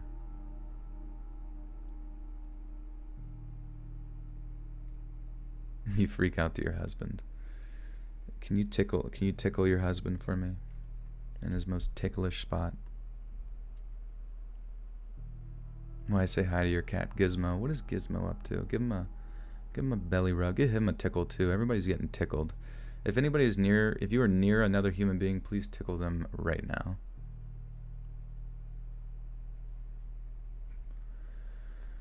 Have I ever drove high? I have. Yeah, it's not a smart thing to do. For me, mainly just because I felt as if though I couldn't really gauge the I couldn't. I was much younger and much stupider, so don't do what I did. But I couldn't gauge the like speed of like the nuance of just like gently pressing on your, you know, like the sort of muscle memory that you have from driving. It just like wasn't there, and then I would just be like vroom, vroom, vroom, vroom, like, you know, just like accidentally like dart myself forward. I just felt like I was like way too aware of all the tactile sensations that went along with driving, but like it didn't make me better. It like made me like too hyper aware and didn't just like let my body take over like it normally does. You know, go tickle your pet fish. That's good. Asherelle is never near another human being. She is socially distancing for life. Steve B says, I drove high when I got my license and rolled the car, and they had to use the jaws of life to get me out. Holy shit, yeah. That doesn't sound good. Sam says, I drove high all the time, and it's sad to say, but I drive better high than sober, and I won't touch my phone. Yeah, I could definitely see why it would make some people good, especially if they're kind of like used to getting high. But me, like, I feel like now, like, yeah, marijuana like affects me even more than like alcohol does, because once again, I don't really do either very often. Ever played sports? I played football and I played rugby in high school. Played football since like 6th grade, and then I quit my senior year because I hated, by that point I just hated football so much, and I just wanted to go do shit with my friends, my non-football friends. And I remember like the amount of crap my family and everybody I knew gave me when I quit. It was so odd. It was like such an odd thing, because it's like I wasn't going to college for football. I wasn't going to the NFL for football or anything like that for sure, you know. And it was like me quitting football to enjoy my senior year of high school, when now I finally have freedom with a car and like the ability to go do stuff. It just made no sense why, like my family was telling me that I was gonna like regret it for the rest of my life, like quitting. It's like, nope, don't fucking regret that at all. You know, it's just a. I played offensive line and I played defensive line, so I was probably about this size, I guess, you know, just, but I guess maybe bulkier or something like that. I don't really know, but I was definitely an undersized lineman, but I was pretty strong, and I just kind of, whenever there was, everybody got to be on the team, so some people just kind of got thrown into positions, and I had been a lineman since 6th grade when I first started, because I was just like a fatter kid back when I was younger, and just always stuck with that. But playing lineman sucks, dude. Like, unless you're a D lineman and you're getting a bunch of sacks, like playing offensive line is like the dumbest shit ever. You just smack into someone's head, and then it encourages like obesity, which is really dumb. Joel in a football costume, yeah. You were center D and O line. Nice. Yeah, it's like, I don't know, just pissed me off, because it's like obviously you'll notice like all the kids, like after you graduate high school who played line, like they all start to lose a bunch of weight because they're just like, oh, I was trying like excessively hard to like stay fat for a sport that isn't going to affect me down the road. And it's kind of interesting watching people who were a lot bigger, like they all like lose a bunch of weight and stuff. Yeah, chunky Joel. I was chunky.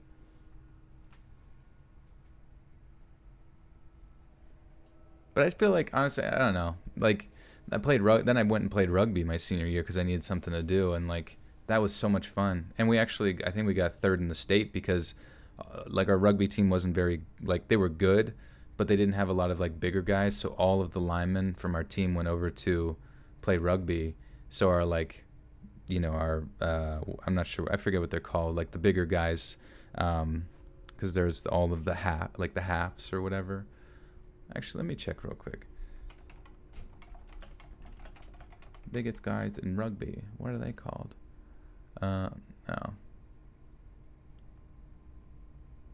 I don't even know. I don't even remember what they're called. But anyways, like basically they like are the ones that push into each other, and because we were so much larger than what most teams had, and because we actually worked out throughout most of we worked out most of through high school, we were just like better.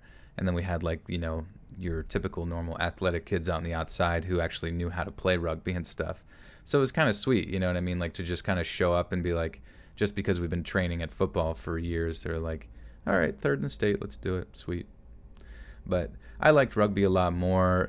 Now, I liked football's discipline a lot more because it was a lot more organized and there was like discipline to get you stronger with their workout programs. But rugby was kind of a club sport, and it was just nice because like the coaches were actually like friends with you and stuff, and they didn't really like give a shit about as much things, and you just kind of dicked around. So it was fun. And then of course playing racquetball. Just a little in and out action. Go Chiefs. Yeah, it's pretty wild. Do I watch anime? Not anymore, really. I like it. I like the idea of it. I used to watch a lot more back in the day, but just haven't watched it in forever.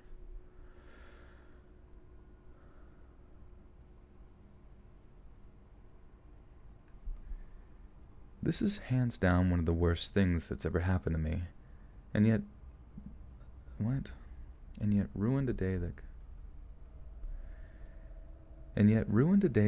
could have otherwise been one of the happiest of my life. I was friends with someone named Jack in middle school and high school. He was a strange guy. He always seemed to get along much better with girls than he did guys, but it wasn't like he was flirting with the girls. He was just better at being friends with them. I now know in retrospect that he was gay, and it explains everything perfectly. But at the time, I just thought he was really good at talking to girls. I first became close with him when I had a study hall class with him. The teacher was extremely rude for absolutely no reason. There was this one time when she told me and Jack to stop talking because other students were trying to work. And not 10 minutes later, she called me...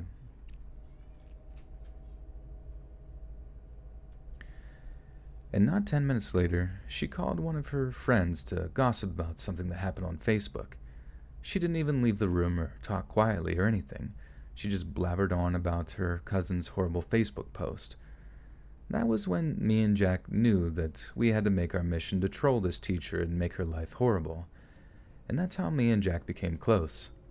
We would leave a whoopee cushion on her chair, throw out some of the papers inside of her desk, and other little things like that. It never amounted to malice on our part, but it just felt kind of like revenge, at least in our eyes.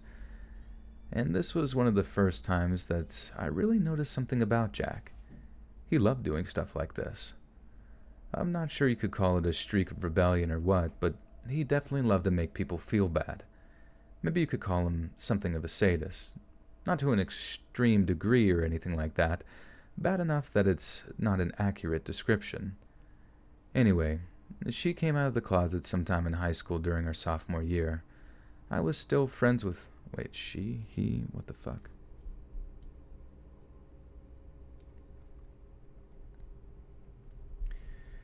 Anyway, He came out of the closet sometime in high school during our sophomore year. I was still friends with him, though not as close as we had been when we trolled that teacher, and we kind of fell out of contact and stopped hanging out as much after that. Sorry, god damn it, I don't know why I'm struggling with these stupid sentences. I was still friends with him, though not as close as we had been when we trolled that teacher. We kind of fell out of contact and stopped hanging out as much after that study hall ended. I was really supportive when he came out of the closet, though. I always had a lot of sympathy for that community. I always had a lot of sympathy for that community. I never quite understood all of the hate that they got, but I just knew it was a really difficult thing to be openly gay. We lived in New York State, so people were more accepting than otherwise would. We were in New York State, so people were more accepting than they otherwise would have been. Jack wasn't rejected or denounced by anyone as far as I knew. There were definitely a few guys who were jerks about it. It was still high school after all. But all in all, we lived in a fairly progressive town. Toward the end of our sophomore year, there was going to be one big field trip and everyone looked forward to it. It was going to be a trip to Disney World and we stayed for a couple of days. Like, the entire class, or whoever went at least. Those kinds of theme parks always seem kind of lame otherwise because you can only go with your family.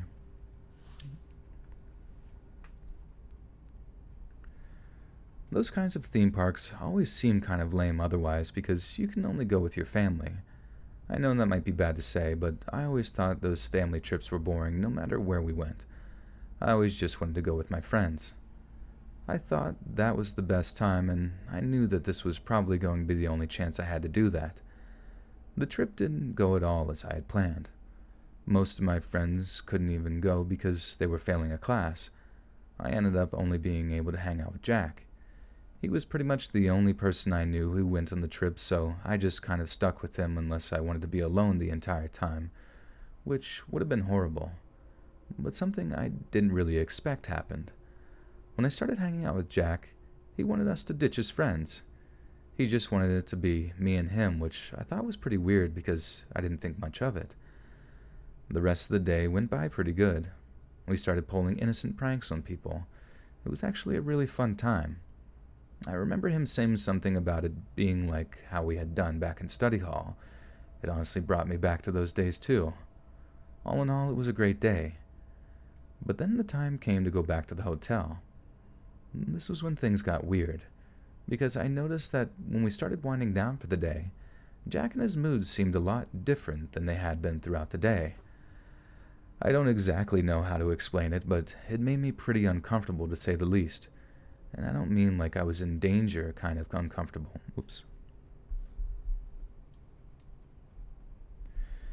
And I don't mean like I was in danger kind of uncomfortable, but it was more awkward than anything. After all, outside of that day, me and Jack really weren't that close, and seeing him in such a different way made things a little awkward for me at least, but the night went on. Me and Jack ended up rooming together. The teacher said that we had to be in doubles, and once we had an accountability partner, we were going to be sharing a hotel room. And the back... Fuck. Brian says it's hot outside. Ruh-roh. Yeah, it's that time of the year again. In the back of my mind, I got nervous that Jack was going to try something, but I chalked it up to me just being randomly paranoid. Everything went as you might expect, and we went to sleep in our separate beds. But there was some point throughout the night that he woke me up. I don't know what came over him, but he came to my bed and started doing things of a certain intimate nature. I don't really want to go into too many details, and quite frankly, I think they're pretty disturbing. On top of that, I don't really want to think about it too much. It was kind of traumatic for me. And suffice to say, I was assaulted by him while I was still half asleep. Took me a while to understand what was even going on. I'm a really deep sleeper, so I was really Took me a while to understand what was even going on. I'm a really deep sleeper, so it was really weird. I didn't want to tell anyone because I was worried that people were going to think that I was gay. I know that's probably a horrible thing to think, that I was more worried about my own reputation than my own well-being, but I guess that is... But I guess that's how it is with high schoolers and how they think at the end of the day. The rest of the trip was horribly awkward between the two of us. I tried changing out partners, but the teachers wouldn't allow it, so I was stuck hanging out with Jack the rest of the time. I didn't really say all that much to him. On the second half of the last day, he just straight up ditched me and I was left by myself at the snack bar. I just ate food. We haven't really had any contact since. I moved away to go... I moved away to go to college, and I don't have any plans on going back to my hometown. My parents retired in Florida anyway, so I don't really have a reason to go back. Especially not if Jack is there. Huh. That's kind of an awkward story, but sad at the same time. I feel like it's more sad than scary.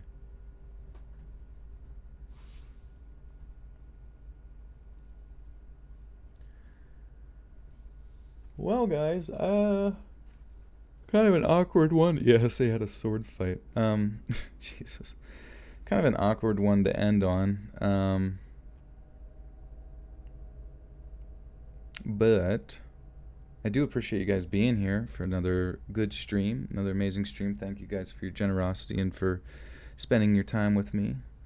As always, these stories will be coming out tomorrow at 7 p.m. It's not even midnight, yeah. 7 p.m. Eastern Standard Time.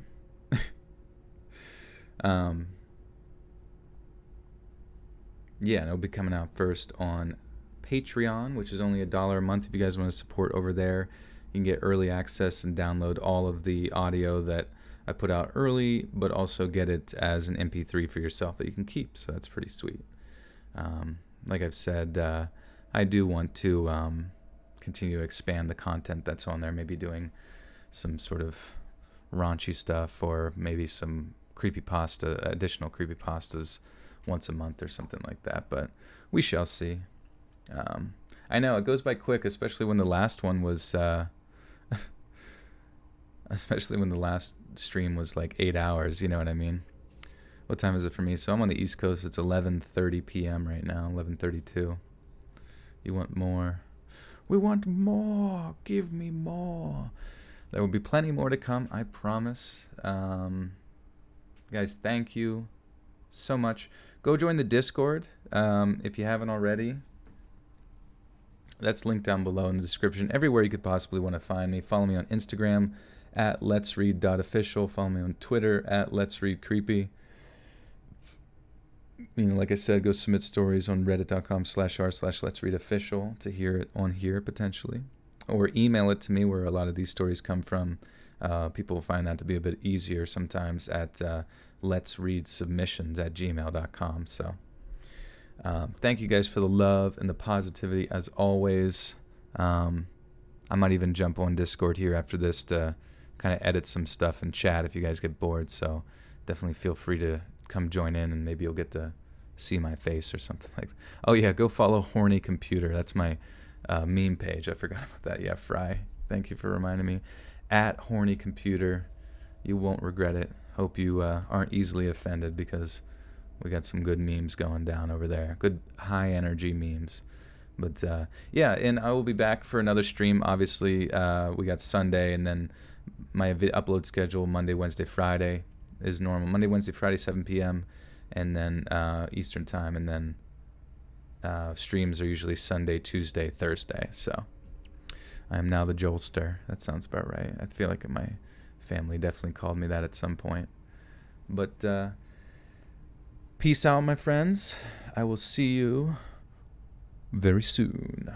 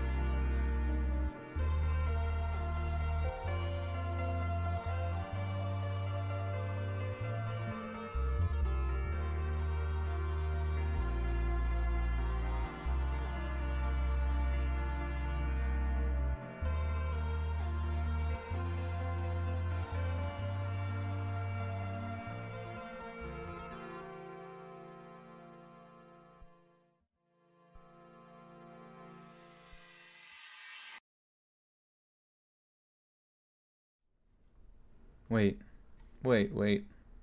I forgot to read the outro. Shit. Sorry. Let me get that open real quick. If anybody's still here. I did. Yeah, I think I did forget the outro. Well, like I said some stuff about the outro, but I didn't actually like do my normal reading shit. So, Mr. Hyper, you missed all of the stream. I'm sorry. But this is the end here. But this is a little bit of an extra thing but yeah, think of something funny to say. Hey friends, thanks for listening. Be sure to subscribe and click that notification bell to be alerted of all future narrations. If you got a story, be sure to submit them to my subreddit, r/Let's Read Official, and give and receive feedback from the community and maybe even hear your story featured on the next video. And join my Discord to interact with me and other listeners directly. And if you want to support me even more, grab early access to all future narrations for just $1 a month on Patreon, and maybe even pick up some Let's Read merch on Spreadshirt. And check out the Let's Read podcast, where you can hear all these stories in long compilation form and save huge on data, located anywhere you listen to podcasts. Links in the bio. Thanks so much, friends, and remember to always read the outro. Nice. Good call. Okay, yeah, you hear Pradeep wanting love. Yeah, he does this stuff all the time. He smashes his body into the door after just like literally leaving like 5 seconds prior. He must just had to piss or something and then immediately wants back in. But all right, bye guys. Love you. Stay safe. Peace out. Oh wow, Lori Allen. Holy shit! Thank you for the 50. Kind of nuts. Kind of a nutty last second donation, but I wanted to thank you for that. It says bye, have a good night. Well, thank you, Lori. Thank you. Okay. Now I want to wait for this. Yeah, jeez, kind of out of nowhere. Wonder if it will still. I hope I didn't mess anything up with the notification thing or anything like that. But oh, there it is. How about do like a last minute twerk? Yeah, feeling it, dog. All right, a good twerk at the end of the night, guys. Thank you so much. Big late dono. Peace out. Much love to you. We'll see you soon.